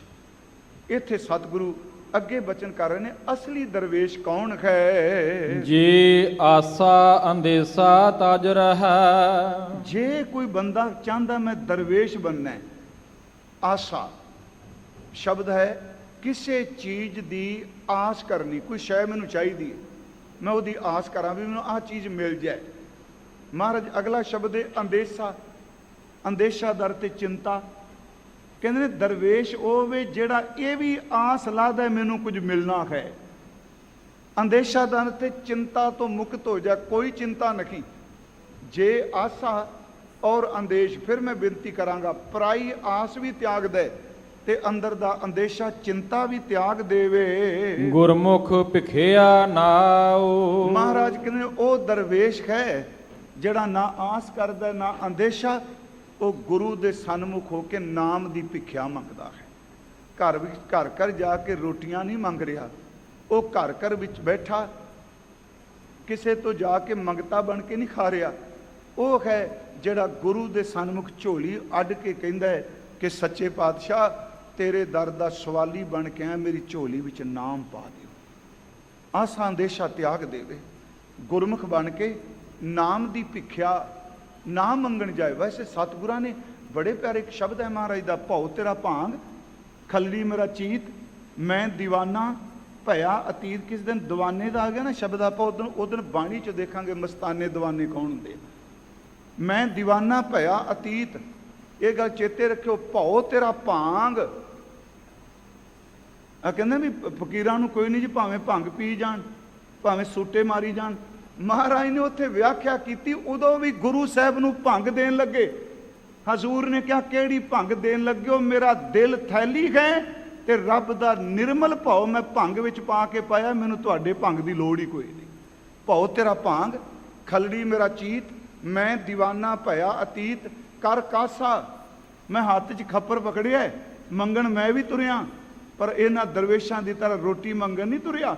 ਕਰ ਕਾਸਾ ਦਰਸ਼ਨ ਕੀ ਭੂਖ, ਮੈਂ ਦਰ ਮੰਗੂ ਨੀਤਾ ਨੀਤ। ਤਉ ਦਰਸ਼ਨ ਕੀ ਕਰੂੰ ਸਮਾਏ, ਮੈਂ ਦਰ ਮੰਗਤ ਭਿੱਖਿਆ ਪਾਏ। ਮੈਂ ਤੇਰੀ ਸੱਦ ਦੇ ਰਿਹਾ, ਕੋਈ ਹੈ ਓਏ ਜਿਹੜਾ ਮੇਰੇ ਸੀਨੇ ਦੇ ਖੱਪਰ ਵਿੱਚ ਰੱਬ ਦੇ ਦਰਸ਼ਨਾਂ ਦੀ ਦਾਤ ਪਾ ਦੇ। ਫਿਰ ਅਰਜ ਹੈ, ਗੁਰੂ ਜੀ ਕਹਿੰਦੇ ਜਿਹੜਾ ਆਸਾਂ ਅੰਦੇਸ਼ਾ ਤਿਆਗਦਾ, ਫਕੀਰ ਤਾਂ ਹੁੰਦਾ ਹੀ ਪਿਆਰਿਓ। ਮੈਂ ਫਿਰ ਬੇਨਤੀ ਕਰਾਂ ਜੀ, ਲਫ਼ਜ਼ ਇਹ ਆ ਗਿਆ ਦਰਵੇਸ਼। ਦਰਵੇਸ਼ ਤਾਂ ਪੰਛੀ ਹੈ ਜੀ, ਜਿਹਨੂੰ ਵਿਹੰਗਮ ਕਹਿੰਦੇ ਆ। ਆਪਣੇ ਵਿੱਚ ਵੀ ਹੈ ਜੀ, ਕਈ ਸੱਜਣ ਨਹੀਂ ਸ਼ਾਦੀਆਂ ਕਰਾਉਂਦੇ, ਉਹਨਾਂ ਨੂੰ ਵਿਹੰਗਮ ਕਿਹਾ ਜਾਂਦਾ ਹੈ। ਫਿਰ ਮੇਰੀ ਫਿਰ ਬੇਨਤੀ ਕਹੋ ਕਿ ਪੁੱਠੇ ਹੀ ਬੋਲਦਾ ਹੈ। ਵਿਹੰਗਮ ਹੋਵੇ ਜਿਹਦਾ ਸੰਬੰਧ ਸਿੱਧਾ ਉੱਤਾ ਹੈ। ਧਿਆਨ ਨਾਲ ਸੁਣਿਓ, ਵਿਹੰਗਮ ਦਰ ਤੇ ਪੰਛੀ, ਉਂਝ ਵਿਹੰਗਮ ਦਾ ਹੰਗਤਾ ਤੋਂ ਰਹਿਤ ਵੀ ਕਰਨੇ ਆ। ਜੇ ਵਿਆਹ ਹੀ ਨਹੀਂ ਕਰਾਇਆ ਤੇ ਗੁਰੂ ਗ੍ਰੰਥ ਸਾਹਿਬ ਕਹਿੰਦੇ ਨੇ, ਇਸਤਰੀ ਤਜ ਕਰ ਕਾਮ ਵਿਆਪਿਆ, ਚਿੱਤ ਲਾਇਆ ਪਰ ਨਾਰੀ। ਤੂੰ ਵਿਆਹ ਨਹੀਂ ਕਰਾਇਆ, ਪਰ ਪਰਾਏ ਤਨ ਨੂੰ ਵੇਖ ਕੇ ਤੇਰੇ ਚਿੱਤ 'ਚ ਮੰਦੇ ਫੁਰਨੇ ਪੈਦਾ ਹੁੰਦੇ ਆ, ਤੂੰ ਵਿਹੰਗਮ ਨਹੀਂ। ਫਿਰ ਮੈਂ ਬੇਨਤੀ, ਕੋਈ ਗੱਲ ਆਪਾਂ ਬਾਣੀ 'ਚੋਂ ਬਾਹਰ ਜਾ ਕੇ ਨਹੀਂ। ਵਿਹੰਗਮ ਉਹ ਹੈ ਪਰੰਦਾ ਨਾ ਗਿਰਾਹ ਜਰ, ਦਰਖਤ ਆਬ ਆਸ਼ ਕਰ, ਦੇਹੰਦ ਸੂਈ ਏਕ ਤੁਈ ਏਕ ਤੁਈ। ਮੈਂ ਫਿਰ ਅਰਜ਼ ਕਰਾਂਗਾ, ਮੈਂ ਸਭ ਲਈ ਨਹੀਂ ਕਹਿ ਰਿਹਾ, ਜਿਹੜਾ ਸਿਰਫ ਲਿਬਾਸ ਨੂੰ ਕੈਸ਼ ਕਰਦੇ ਆ ਜੀ। ਸੱਚੀ ਤੁਹਾਨੂੰ ਦੱਸਾਂ, ਬਾਬਾ ਜੀ ਨੇ ਇਸੇ ਕਰਕੇ ਤਾਂ ਜਿੱਥੇ ਲੋੜ ਪਈ ਲਿਬਾਸ ਪਾਇਆ। ਮੱਕੇ ਗਏ, ਨੀਲ ਬਸ ਧਾਰੇ ਬਨਵਾਰੀ, ਸਿੱਧਾਂ ਨੂੰ ਮਿਲਣ ਗਏ, ਚਮੜੇ ਦੇ ਕੱਪੜੇ ਪਾ ਲਏ। ਆ ਤੀਰਥਾਂ ਤੇ ਗਏ, ਚਿੱਟੇ ਕੱਪੜੇ, ਗਲ 'ਚ ਮਾਲਾ, ਇੱਕ ਪੈਰ 'ਚ ਚਮੜੇ ਜੁੱਤੀ, ਇੱਕ ਪੈਰ 'ਚ ਖੜਾ। ਆਪਾਂ ਉਹ ਲਿਬਾਸ ਪਕੜ ਲਿਆ ਘੁੱਟ ਕੇ। ਤੇ ਜਿੱਦਣ ਕਰਤਾਰਪੁਰ ਆਏ, ਉਹਨਾਂ ਨੇ ਸਾਰੇ ਲਿਬਾਸ ਪਰਾਂ ਕਰਕੇ ਕਿਹਾ ਬਸ ਹੁਣ ਤਾਂ ਗ੍ਰਿਸ਼ਤੀਆਂ ਵਾਲੇ ਕੱਪੜੇ ਪਾਏ, 18 ਸਾਲ ਹਾਲ ਵਾਇਆ, ਮੰਜੀ ਤੇ ਬਹਿ ਕੇ ਬ੍ਰਹਮ ਗਿਆਨ ਦਿੱਤਾ। ਪਿਆਰਿਓ, ਇਹੋ ਜਿਹਾ ਮੁਰਸ਼ਿਦ ਮਿਲੇਗਾ ਕਿਤੇ? ਇਤਿਹਾਸ ਹੈ ਜੀ, ਸਾਰੇ ਸੁਣਾਉਂਦੇ ਕਿ ਭਾਈ ਲਹਿਣਾ ਸਾਹਿਬ ਗਏ ਤੇ ਗੁਰੂ ਨਾਨਕ ਸਾਹਿਬ ਅੱਗੋਂ ਲੈਣ ਵਾਸਤੇ ਆਏ। ਉਹ ਕਮਾਲ ਦੀ ਗੱਲ, ਜਿਹੜਾ ਲੈਣ ਵਾਸਤੇ ਆਇਆ ਉਹਦੇ ਨਾਲ ਤਾਂ ਗੜਵਈ ਵੀ ਕੋਈ ਨਹੀਂ ਸੀ, ਕੱਲੀ ਆਏ ਤੇ ਉਹ ਪਛਾਣ ਵੀ ਨਹੀਂ ਸਕਿਆ ਗੁਰੂ ਨਾਨਕ ਸਾਹਿਬ ਜੀ ਨੇ। ਬਾਬਾ ਲਹਿਣਾ ਜੀ, ਸਾਰੇ ਇਤਿਹਾਸ ਸਾਰੇ ਹੀ ਕਹਿੰਦੇ ਅਸੀਂ ਕਥਾ ਵਾਲੇ ਕਿ ਘੋੜਾ ਪਕੜ ਕੇ ਚਲੇ ਗਏ। ਨਹੀਂ ਪਿਆਰਿਓ, ਸੱਚ ਇਹ ਵੇ, ਜਿਹੜਾ ਬੰਦਾ ਆਸ ਤੇ ਅੰਦੇਸ਼ੇ ਤੇ ਜੀਂਦਾ ਪਿਆ, ਉਹ ਦਰਵੇਸ਼ ਨਹੀਂ ਹੋ ਸਕਦਾ। ਦਰਵੇਸ਼ ਹੋਇਆ ਬਹਿਲੋਲ। ਸ਼ਾਇਦ ਆਪ ਨੂੰ ਪਤਾ ਹੋਣਾ, ਇੱਕ ਕਿਤਾਬ ਹੈ ਪ੍ਰੋਫੈਸਰ ਪੂਰਨ ਸਿੰਘ ਉਹਨਾਂ ਦੀ, ਚੁੱਪ ਪ੍ਰੀਤ ਦਾ ਸ਼ਹਿਨਸ਼ਾਹ ਵਪਾਰੀ। ਉਹਨੂੰ ਪੜ੍ਹਨ ਵਾਸਤੇ ਬੜੀ ਬਰੀਕੀ ਚਾਹੀਦੀ ਹੈ। ਬਹਿਲੋਲ ਡਾਕਟਰ ਕਿਰਪਾਲ ਸਿੰਘ ਉਹਨਾਂ ਨੇ ਜਨਮ ਸਾਖੀ ਪਰੰਪਰਾ 'ਚ ਇੱਕ ਫੁੱਟਨੋਟ ਦਿੱਤਾ। ਇਹ ਕਿਤਾਬ ਹੈ ਸਨੋ ਬਰਡਸ। ਉੱਥੇ ਇੱਕ ਸ਼ਿਲਾਲੇਖ ਹੈ ਅਰਬ ਵਿੱਚ। ਉਹਦਾ ਲਿਖਾਰੀ ਲਿਖਦਾ, ਗੁਰੂ ਨਾਨਕ ਸਾਹਿਬ ਨੂੰ ਮਿਲਣ ਤੋਂ ਬਾਅਦ 60 ਸਰਦੀਆਂ ਬਹਿਲੋਲ ਇੱਥੇ ਹੀ ਬੈਠਾ ਰਿਹਾ। 60 ਸਾਲ ਉਹਨੇ ਰੱਬ ਦੀ ਇਬਾਦਤ ਉੱਥੇ ਕੀਤੀ। ਉਸ ਇਲਾਕੇ ਦਾ ਰਾਜਾ ਆਇਆ, ਉਹਨੇ ਆ ਕੇ ਕਿਹਾ ਜੀ ਦੱਸੋ ਕੋਈ ਸੇਵਾ। ਉਹ ਕਹਿੰਦੇ ਬਹੁਤ ਅੱਖਾਂ ਘੱਟ ਖੋਲਦੇ ਸਨ, ਬੋਲਦੇ ਬਹੁਤ ਘੱਟ ਸਨ ਬਹਿਲੋਲ ਜੀ। ਉਹਨੇ 2-4 ਵਾਰੀ ਕਿਹਾ ਜੀ ਦੱਸੋ ਮੈਂ ਬਾਦਸ਼ਾਹ ਆਇਆ ਜਾਂ ਰਾਜਾ, ਜੋ ਵੀ ਕਿਹਾ। ਉਹਨਾਂ ਨੇਤਰ ਭਰ ਕੇ ਦੇਖਿਆ, ਕਹਿੰਦੇ ਕੁਛ ਮੰਗੋ। ਕਹਿਣ ਲੱਗੇ ਬਸ ਇੱਕੋ ਹੀ ਮੰਗੇ, ਮੇਰਾ ਸਮਾਂ ਨਾ ਬਰਬਾਦ ਕਰ। ਉਹ ਬੰਦਾ ਚੁੱਪ ਕਰ ਗਿਆ। ਕਮਾਈ ਵਾਲੇ ਨੂੰ ਉਹਦੇ ਲਫ਼ਜ਼ਾਂ ਵਿੱਚ ਇੰਨੀ ਸੱਤਿਆ ਹੁੰਦੀ ਹੈ ਪਿਆਰਿਓ, ਜਿਹੜੀ ਗੱਲ ਆਪ ਵੇਖੋ। ਕਈ ਵਾਰ ਆਪਾਂ ਕਹਿੰਦੇ ਡਾਂਗ ਨਾਲ, ਮੇਰੀ ਗੱਲ ਧਿਆਨ ਨਾਲ ਸੁਣਿਓ, ਡਾਂਗ ਨਾਲ ਵੀ ਤਾਂ ਮਨ ਨੂੰ ਹੀ ਡਰਾਉਣਾ ਹੈ ਨਾ। ਡਾਂਗ ਵੱਜੀ, ਅਗਲਾ ਡਰ ਜਾਂਦਾ ਹੋਰ ਨਾ ਮਾਰੇ। ਡਰਿਆ ਤੇ ਮਨ ਹੈ, ਤੇ ਯਾਦ ਰੱਖੋ, ਜਿਹਦੇ ਬੋਲ ਹੀ ਅੰਦਰ ਨੂੰ ਕੰਬਾ ਕੇ ਰੱਖ ਦੇਣ, ਉਹਦੀ ਕਿਹੜੀ ਤੋਪ ਦੀ ਲੋੜ ਹੈ। ਕਰਮਖੰਡ ਕੀ ਬਾਣੀ ਜ਼ੋਰ, ਉਸ ਦੀ ਬਾਣੀ 'ਚ ਇੰਨਾ ਦਮ। ਉਹਨੇ ਕਿਹਾ ਮੇਰਾ ਸਮਾਂ ਨਾ ਬਰਬਾਦ ਕਰ, ਚਲੇ ਗਏ। ਕਹਿੰਦਾ ਜਿੱਥੇ ਬਹਿਲੋਲ ਬੈਠਾ ਸੀ ਉਸ ਇਬਾਦਤ ਖਾਨੇ ਦੀ ਛੱਤ ਚੋਂਦੀ ਸੀ, ਤੇ ਮੁਰੀਦਾਂ ਨੇ ਕਿਹਾ ਫਕੀਰ ਜੀ ਗੱਲਾਂ ਜੇ ਨੇੜੇ ਸਨ, ਤੁਸੀਂ ਕਿਹੜਾ ਮੰਗਣ ਗਏ? ਉਹ ਆਪ ਦੇਣ ਆਇਆ, ਆਪਣੇ ਲਈ ਕੁਝ ਨਹੀਂ ਸੀ ਮੰਗਣਾ, ਤਾਂ ਇਬਾਦਤ ਖਾਨੇ ਦੀ ਛੱਤ ਲਈ ਕੁਝ ਮੰਗ ਲੈਂਦੋ। ਉਹਨੇ ਅੱਗੋਂ ਉੱਤਰ ਦਿੱਤਾ, ਕਹਿੰਦਾ ਜਦੋਂ ਆਇਆ ਮੈਂ ਬੈਠਾ ਕਿਸ ਤਰ੍ਹਾਂ ਸਾਂ? ਕਹਿੰਦੇ ਫਕੀਰ ਜੀ ਤੁਸੀਂ ਲੱਤਾਂ ਪਸਾਰ ਕੇ ਬੈਠੇ ਸੀ। ਕਹਿੰਦੇ ਬੇਟਾ ਚੇਤੇ ਰੱਖਿਓ, ਜਿਹੜੇ ਹੱਥ ਪਸਾਰਨੇ ਸ਼ੁਰੂ ਕਰ ਦੇਣ ਲੱਤਾਂ ਪਸਾਰ ਕੇ ਨਹੀਂ ਬਹਿ ਸਕਦੇ। ਤੇ ਮੰਗਿਆ ਕਿਉਂ ਨਹੀਂ? ਕਹਿੰਦੇ ਬਸ ਇੱਕ ਵਾਰੀ ਬਾਬਾ ਨਾਨਕ ਝੋਲੀ ਭਰ ਗਿਆ, ਮੰਗਣ ਦੇ ਫੁਰਨੀ ਕੋਈ ਨਹੀਂ ਉੱਠਦੇ। ਆਹ ਹੈ ਦਰਵੇਸ਼ੀ ਬਾਬਾ ਜੀ ਦੇ ਘਰ ਜੀ। ਗੁਰੂ ਸਾਹਿਬ ਕਹਿੰਦੇ ਜਿਹੜਾ ਆਸ ਛੱਡਦਾ, ਚਿੰਤਾ ਛੱਡਦਾ, ਗੁਰਮੁਖ ਬਣ ਕੇ ਗੁਰੂ ਦੇ ਦਰ ਤੋਂ ਭਿੱਖਿਆ ਮੰਗੇ, ਤਿਸ ਕੇ ਚਰਨ ਪਖਾਲੀਅਹ ਨਾਨਕ ਹਉ ਬਲਿਹਾਰੈ ਜਾਉ। ਦੇਖੋ ਕਿੱਡੀ ਗੱਲ, ਇਹ ਨਾ ਲੈਣਾ ਵੀ ਮਹਾਰਾਜ ਨੇ ਨਿੰਦਿਆ ਕਰ ਦਿੱਤੀ, ਦਰਵੇਸ਼ੀ ਕੋ ਜਾਣ ਸੀ। ਕਹਿੰਦੇ ਜਿਹੜਾ ਆਸ ਅੰਦੇਸ਼ਾ ਛੱਡ ਕੇ ਸਿਰਫ ਝੋਲੀ ਅੱਡ ਕੇ ਨਾਮ ਦੀ ਖੈਰ ਮੰਗਦਾ, ਕਹਿੰਦੇ ਨੇ ਮੈਨੂੰ ਲੱਭ ਜਾਏ, ਮੈਂ ਉਹਦੇ ਚਰਨ ਧੋ ਦਿਆਂ ਆਪਣੇ ਹੱਥਾਂ ਨਾਲ, ਉਹਦੇ ਪੈਰ ਮਲ ਮਲ ਕੇ ਧੋਵਾਂ, ਜਿਹੜਾ ਏਡੀ ਕਮਾਈ ਕਰ ਰਿਹਾ, ਤੇ ਉਸ ਗੁਰਮੁਖ ਤੋਂ ਮੈਂ ਕੁਰਬਾਨ ਜਾਂਦਾ ਹਾਂ। ਮਹੱਲਾ ਤੀਜਾ। ਨਾਨਕ ਤਰਵਰ ਏਕ ਫਲ, ਦੋਏ ਪੰਖੇ ਰੂਆਹੇ। ਇਹ ਹੈ ਦੂਜਾ ਸ਼ਲੋਕ। ਇਹਦੀ ਕਥਾ ਕਰਨ ਤੋਂ ਪਹਿਲਾਂ ਜਿਹੜੇ ਸ਼ਬਦ ਅਰਥਾਂ ਦੀ ਸੋਝੀ ਰੱਖਦੇ ਆ ਵਿਦਵਾਨ ਸੱਜਣ ਵੀ ਜਿਹੜੇ ਸੁਣ ਰਹੇ ਹੋਣਗੇ, ਜੇ ਇਹ ਗੱਲ ਯਾਦ ਰੱਖੋ, ਇਸ ਸ਼ਲੋਕ ਦੇ ਅਰਥ ਅੱਜ ਤੱਕ ਕਿਸੇ ਵਿਦਵਾਨ ਨੇ ਇੱਕ ਨਹੀਂ ਕੀਤੇ, ਇੱਕ ਮਤ ਹੋ ਕੇ ਕਰ ਵੀ ਨਹੀਂ ਸਕੇ ਜੀ। ਇਹਦਾ ਕਾਰਨ ਸ਼ਬਦ ਦੀ ਗਹਿਰਾਈ ਨੂੰ ਧੰਨ ਗੁਰੂ ਅਮਰਦਾਸ ਜਾਣੇ ਜੀ ਕੀ ਸ਼ਬਦ ਕਹਿ ਰਹੇ। ਅਰਥ ਮੈਂ ਵੀ ਕਰਕੇ ਜਾਵਾਂਗਾ, ਪਰ ਜਿੰਨੀ ਕੁ ਸਮਝ ਮੈਂ ਅਰਥ ਦਾ ਦਾਵਾ ਨਹੀਂ ਕਰਨਾ, ਤੇ ਅਰਥ ਦਾ ਦਾਵਾ ਕਰਨਾ ਵੀ ਨਹੀਂ ਚਾਹੀਦਾ। ਹੁਣ ਇੱਥੇ ਸਤਿਗੁਰਾਂ ਨੇ ਸ਼ਬਦ ਵਰਤਿਆ, ਨਾਨਕ ਤਰਵਰ ਏਕ ਫਲ, ਦੋਏ ਪੰਖੇਰੂ ਆਹੇ। ਥੋੜਾ ਫਿਰ ਧਿਆਨ ਨਾਲ ਸੁਣਿਓ। ਧੰਨ ਗੁਰੂ ਅਮਰਦਾਸ ਮਹਾਰਾਜ ਕਹਿੰਦੇ ਤਰਵਰ ਏਕ ਫਲ, ਰੁੱਖ ਨੂੰ ਇੱਕ ਫਲ ਲੱਗਾ ਹੈ। ਦੋਏ ਪੰਖੇਰੂ ਆਹੇ, ਪੰਖੇਰੂ ਦਾ ਅਰਥ ਹੈ ਪੰਛੀ। ਦੋ ਪੰਛੀ ਨੇ, ਇੱਕ ਰੁੱਖ ਹੈ ਤੇ ਇੱਕ ਫਲ ਲੱਗਾ ਹੈ। ਆਵਤ ਜਾਤ ਨ ਦੀਸਹੀ। ਤੇ ਉਹ ਦੋ ਪੰਛੀ ਨਾ ਤਾਂ ਆਉਂਦੇ ਦਿਸਦੇ ਨੇ ਤੇ ਨਾ ਜਾਂਦੇ ਦਿਸਦੇ ਨੇ, ਉਹ ਨਜ਼ਰ ਕੋਈ ਨਹੀਂ ਆਉਂਦੇ। ਤੇ ਕਿਹਦਾ ਕਾਰਨ ਕੀ ਕਿਉਂ ਨਹੀਂ ਦਿਸਦੇ? ਨਾ ਪਰ ਪੰਖੀ ਤਾਹੇ। ਸੱਚ ਇਹ ਵੀ ਉੱਡਦੇ ਜਾਂਦੇ ਤਾਂ ਨਹੀਂ ਦਿਸਦੇ, ਉਹਨਾਂ ਦੇ ਖੰਭ ਹੀ ਕੋਈ ਨਹੀਂ। ਮੈਂ ਪਹਿਲਾਂ ਸਿਰਫ ਅੱਖਰੀ ਅਰਥ ਕੀਤੇ ਨੇ ਜੀ। ਇੱਕ ਰੁੱਖ ਹੈ, ਇੱਕ ਫਲ ਹੈ, ਦੋ ਪੰਖੀ ਨੇ। ਪਰ ਮੈਂ ਬੇਨਤੀ ਕਰਾਂਗਾ, ਲਾਈਵ ਕਥਾ ਤੁਸੀਂ ਸੁਣ ਰਹੇ ਸੂਝਵਾਨ, ਜਿਸ ਸੱਜਣ ਨੂੰ ਇਸ ਤੋਂ ਹੋਰ ਗਹਿਰੇ ਅਰਥ ਹੁੰਦੇ ਹੋਣ ਜ਼ਰੂਰ ਦੱਸਣ ਦੀ ਖੇਚਲ ਕਰਿਓ, ਕਿਉਂਕਿ ਇਸ ਸ਼ਲੋਕ ਦੇ ਅਰਥ ਬਹੁਤ ਗਹਿਰੇ ਨੇ। ਹੁਣ ਇੱਕ ਤਰਵਰ ਅਸਲ 'ਚ ਇਹ ਜਿਹੜੀ ਇਹ ਸ਼ਲੋਕ ਹੈ, ਜੇ ਥੋੜਾ ਇਹਨੂੰ ਵੈਗਰੂ ਇਹ ਨਾ ਜੋੜਿਓ ਕਿਸੇ ਹੋਰ ਗ੍ਰੰਥ, ਇਹਦਾ ਸਭ ਤੋਂ ਪਹਿਲਾ ਜ਼ਿਕਰ ਇਸ ਦੀ ਬੰਤਰ ਇਹੋ ਜਿਹਾ ਸ਼ਲੋਕ ਇੱਕ ਰਿਗਵੇਦ ਵਿੱਚ ਮਿਲਦਾ ਹੈ। ਰਿਗਵੇਦ ਵਿੱਚ ਇਹਦਾ ਜ਼ਿਕਰ ਹੈ ਕਿ ਪ੍ਰਕਿਰਤੀ ਇਹ ਇੱਕ ਰੁੱਖ ਹੈ, ਜੀਵ ਆਤਮਾ ਤੇ ਪਰਮਾਤਮਾ ਇਸ ਪ੍ਰਕਿਰਤੀ ਵਿੱਚ ਦੋ ਪੰਛੀ ਨੇ। ਫਿਰ ਸੁਣੋ, ਉਸ ਤੋਂ ਬਾਅਦ ਉਪਨਿਸ਼ਦ ਦੇ ਵਿੱਚ ਇਹਦਾ ਥੋੜਾ ਜਿਹਾ ਜ਼ਿਕਰ ਆਉਂਦਾ ਰੁੱਖ ਦਾ, ਪੰਛੀਆਂ ਦਾ। ਸਾਡੇ ਅਤੀ ਸਨਮਾਨਯੋਗ ਵਿਦਵਾਨ ਪੁੱਛਾਂ ਨੇ ਇੱਕ ਗੁਰਮੁਖ ਨੇ ਇਹ ਵੀ ਅਰਥ ਕੀਤਾ, ਸੰਸਾਰ ਇੱਕ ਰੁੱਖ ਹੈ, ਮਾਇਆ ਦਾ ਮੋਹ ਫਲ ਲੱਗਾ ਹੈ। ਮਨਮੁਖ ਤੇ ਗੁਰਮੁਖ ਦੋ ਪੰਛੀ ਨੇ, ਆਉਂਦੇ ਜਾਂਦੇ ਦਿਸਦੇ ਕੋਈ ਨਹੀਂ, ਪਰ ਪਿਆਰਿਓ ਮਨਮੁਖ ਵੀ ਦਿਸਦਾ ਤੇ ਗੁਰਮੁਖ ਵੀ ਦਿਸਦਾ। ਫਿਰ ਥੋੜਾ ਇਸ ਨੂੰ ਬੇਨਤੀ ਸੁਣਿਓ। ਗੁਰੂ ਗ੍ਰੰਥ ਸਾਹਿਬ 'ਚ ਮੈਂ ਭੁੱਲਾਂ ਨਾ, ਮਨ ਨੂੰ ਪੰਖੀ ਕਿਹਾ, ਆਤਮਾ ਨੂੰ ਪੰਖੀ ਕਿਹਾ। ਪਾਠ ਕਰਦਿਆਂ ਕਿਸੇ ਕੋਲ ਸ਼ਬਦ ਮਿਲੇ ਜ਼ਰੂਰ ਦੱਸਿਓ। ਗੁਰੂ ਗ੍ਰੰਥ ਸਾਹਿਬ ਵਿੱਚ ਮੈਂ ਨਹੀਂ ਪੜ੍ਹਿਆ ਵੀ ਰੱਬ ਨੂੰ ਪੰਖੀ ਕਿਆ ਹੋਵੇ, ਕਿਉਂਕਿ ਪ੍ਰਮਾਣ ਦੇਣਾ ਹੁੰਦਾ ਨਾ ਦੂਜਾ ਕੋਈ। ਮਨ ਨੂੰ ਕਿਹਾ, ਅਸੀਂ ਪੜ੍ਹਨੇ ਆ ਕਬੀਰ ਮਨ ਪੰਖੀ ਭਇਓ ਉੱਡ ਉੱਡ ਦਹਿ ਦਿਸਦਾ ਏ। ਮਨ ਹੈ। ਆਤਮਾ ਨੂੰ ਵੀ ਕਿਹਾ, ਹਾਡ ਮਾਸ ਨਾੜੀ ਕੋ ਪਿੰਜਰ ਪੰਖੀ ਬਸੈ ਵਿਚਾਰਾ। ਕਈ ਗੁਰਮੁਖਾਂ ਨੇ ਇਹਦੇ ਅਰਥ ਇਸ ਢੰਗ ਨਾਲ ਕੀਤੇ, ਬਹੁ ਅਰਥ ਕੀਤੇ ਗਏ ਜੀ ਇਹਦੇ। ਪਰ ਜਿੰਨੀ ਕੁ ਸਮਝ ਪਈ ਮੈਂ ਓਨੇ ਕੁ ਅਰਥ ਕਰ ਲੱਗਾ। ਮੈਨੂੰ ਇੰਜ ਭਾਸਦਾ ਹੈ ਗੁਰੂ ਗ੍ਰੰਥ ਸਾਹਿਬ ਦੀ ਬਾਣੀ ਵਿੱਚ ਰੱਬ ਨੂੰ ਵੀ ਤਰਵਰ ਕਿਹਾ। ਤਰਵਰ ਰੂਪੀ ਰਾਮ ਹੈ, ਫਲ ਰੂਪੀ ਬੈਰਾਗ, ਛਾਇਆ ਰੂਪੀ ਸਾਧ ਹੈ, ਦਿਨ ਤਜਿਆ ਬਾਦ ਵਿਵਾਦ।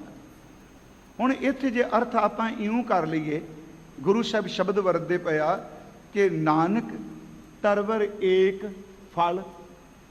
ਇਹ ਸਰੀਰ ਇੱਕ ਰੁੱਖ ਹੈ, ਧਿਆਨ ਨਾਲ ਸੁਣਿਓ, ਇਹ ਰੁੱਖ ਹੈ, ਇਹਦੇ ਵਿੱਚ ਸਭ ਤੋਂ ਉੱਤਮ ਫਲ ਜਿਹੜਾ ਪਿਆ ਹੈ ਨਾ, ਉਹ ਪਰਮਾਤਮਾ ਦੇ ਨਾਮ ਦਾ ਰਸ ਹੈ। ਫਿਰ ਅਰਜ, ਕਿਉਂਕਿ ਰਸ ਤੇ ਅੰਦਰ ਹੀ ਹੈ ਜੀ, ਬਾਹਰ ਤਾਂ ਨਹੀਂ ਨਾ। ਬਾਹਰ ਵਾਹਿਗੁਰੂ ਤਾਂ ਜ ਆਪਣੇ ਅੰਦਰ ਵਾਲਾ ਪ੍ਰਗਟ ਹੋ ਜਾਏ। ਫਿਰ ਅਰਜ ਹੈ ਨੌਨਿਧ ਅੰਮ੍ਰਿਤ ਪ੍ਰਭ ਕਾ ਨਾਮ ਦੇਹੀ ਮੈਂ ਇਸਕਾ ਵਿਸ਼ਰਾਮ। ਅੰਤਰ ਖੂਟਾ ਅੰਮ੍ਰਿਤ ਭਰਿਆ, ਸ਼ਬਦ ਹੈ ਕਾਂਡ ਪੀਆ ਪਨਹਾਰੀ। ਭਗਤ ਕਬੀਰ ਸਾਹਿਬ ਕਹਿੰਦੇ ਆ, ਪਿਆਰਿਓ ਕਬੀਰ ਸਰਵਰ ਜਿਹੜਾ ਹੈ ਭਰਿਆ, ਪਾਲ ਸੋਵਾ ਸਰਵਰ ਭਰਾ, ਪੀ ਨਾ ਸਕੈ ਕੋਈ ਨੀਰ। ਇਹ ਤਾਂ ਰਸ ਨਾਲ ਭਰਿਆ, ਇਹਦੇ ਵਿੱਚ ਜਿੰਨੇ ਰਸ ਨੇ, ਕਾਮ ਦਾ, ਕ੍ਰੋਧ ਦਾ, ਲੋਭ ਦਾ, ਮੋਹ ਦਾ, ਇਹ ਨੇਫਲ ਨੇ ਪਿਆਰਿਓ। ਸਭ ਤੋਂ ਉੱਤਮ ਫਲ ਇਸ ਕਾਇਆ ਰੂਪੀ ਤਰਵਰ ਦੇ ਵਿੱਚ ਜਿਹੜਾ ਉਹ ਨਾਮ ਦਾ ਫਲ ਹੈ, ਨਾਮ ਦਾ ਰਸ ਹੈ। ਸੁਣਿਓ ਥੋੜੇ ਅਰਥ ਆਪਾਂ ਕਰ ਲੱਗੇ। ਨਾਨਕ ਤਰਵਰ ਏਕ ਫਲ, ਦੋਏ ਪੰਖੇ ਰੂਹਾਂ ਹੈ। ਇੱਕ ਇਹਦੇ ਵਿੱਚ ਜੀਵ ਆਤਮਾ ਤੇ ਇੱਕ ਮਨ, ਦਿਸਦੇ ਦੋਵੇਂ ਕੋਈ ਨਹੀਂ ਪਏ। ਫਿਰ ਅਰਜ ਹੈ ਉਂਝ ਵੈਸੇ ਗੁਰਮੁਖਾਂ ਅਰਥ ਕੀਤੇ ਨੇ, ਪਰਮਾਤਮਾ ਤੇ ਆਤਮਾ ਦੋਵੇਂ ਨੇ। ਮੈਂ ਅੱਜ ਜੋ ਪਾਠ ਕਰ ਰਿਹਾ ਸੀ ਮੇਰੇ ਮਨ 'ਚ ਹੈ, ਬਾਣੀ ਚਾਹੁੰਦਾ ਹੈ, ਏਕਾ ਸੇਜ ਵਿਸ਼ੀ ਧਨ ਕੰਤਾ, ਧਨ ਸੂਤੀ ਫਿਰ ਸਦ ਜਾਗੰਤਾ, ਪੀਓ ਮਦਰੋ ਧਨ ਮਤਵੰਤਾ। ਇੱਥੇ ਜੇ ਅਰਥ ਇਉਂ ਕਰੀਏ ਜੀ, ਸਰੀਰ ਰੁੱਖ ਹੈ, ਤੇ ਮੈਂ ਫਿਰ ਵੀ ਬੇਨਤੀ ਕਰਾਂਗਾ, ਮੈਂ ਦਾਵਾ ਨਹੀਂ ਜੇ ਕਰ ਰਿਹਾ। ਇੱਕ ਫਲ ਨਾਮ ਰਸ ਦਾ, ਇੱਕ ਜੀਵ ਆਤਮਾ ਹੈ ਤੇ ਇੱਕ ਮਨ ਹੈ। ਪਰ ਆਤਮਾ ਤਾਂ ਨਿਰਲੇਪ ਰਹਿੰਦੀ, ਉਹਨੂੰ ਲੇਪ ਸ਼ੇਪ ਕੀ ਹੈ। ਅੱਗੇ ਸਤਿਗੁਰੂ ਫਿਰ ਬਖਸ਼ਿਸ਼ ਕਰਦੇ ਆ, ਕਹਿੰਦੇ ਭਾਈ ਰੁੱਖ ਸਰੀਰ ਹੈ, ਨਾਮ ਦਾ ਰਸ ਸਭ ਤੋਂ ਉੱਚਾ। ਕਿਉਂਕਿ ਅੱਗੇ ਇਸ ਗੱਲ ਨੂੰ ਕਲੀਅਰ ਕਰਨਗੇ। ਦੋ ਪੰਛੀ ਮੈਂ ਸ਼ਬਦ ਵਰਤਿਆ, ਇੱਕ ਇਹ ਸ਼ਲੋਕ, ਇੱਕ ਏਕ ਮਰਨ ਤੇ ਦੋਏ ਮੂਏ, ਦੋਏ ਮਰਨ ਤੇ ਚਾਰ, ਚਾਰ ਮਰਨ ਤੇ 6 ਮੂਏ। ਗਿਆਨੀ ਹਰਬੰਸ ਸਿੰਘ ਨੇ ਅਖੀਰ ਤੇ ਸਭ ਕੁਝ ਲਿਖ ਕੇ ਨਾ ਅਖੀਰ ਤੇ ਕਹਿੰਦੇ ਨੇ, ਸੱਚੀ ਇਹ ਵੇ, ਇਹਦੇ ਅਰਥ ਭਗਤ ਕਬੀਰ ਸਾਹਿਬ ਜਾਣੇ ਜਿਹਨੇ ਸ਼ਲੋਕ ਉਚਾਰਨ ਕੀਤਾ। ਗੁਰੂ ਹਰਗੋਬਿੰਦ ਸਾਹਿਬ, ਇਹ ਨਹੀਂ ਕਿ ਮੈਂ ਕਹਿ ਰਿਹਾ ਅਰਥ ਨਹੀਂ ਹੋ ਸਕਦੇ, ਹੁੰਦੇ ਆ। ਸਾਡੀ ਇੱਕ ਸਮੱਸਿਆ ਹੈ, ਅਸੀਂ ਆਪਣੇ ਬੁੱਧੀ ਦੇ ਤਲ ਤੇ ਅਰਥ ਨੂੰ ਬੰਨਣਾ ਚਾਹੁੰਦੇ ਹਾਂ।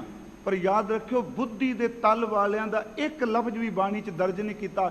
ਇਹ ਕਾਨਾ ਬੁੱਧੀ ਦੇ ਤਲ ਤੇ ਕਵਿਤਾ ਕਰਦਾ ਸੀ, ਸ਼ਾਹ ਹੁਸੈਨ ਬੁੱਧੀ ਦੇ ਤਲ ਤੇ, ਖਿਮਾ ਕਰਿਓ, ਇਹ ਛੱਜੂ ਆਇਆ।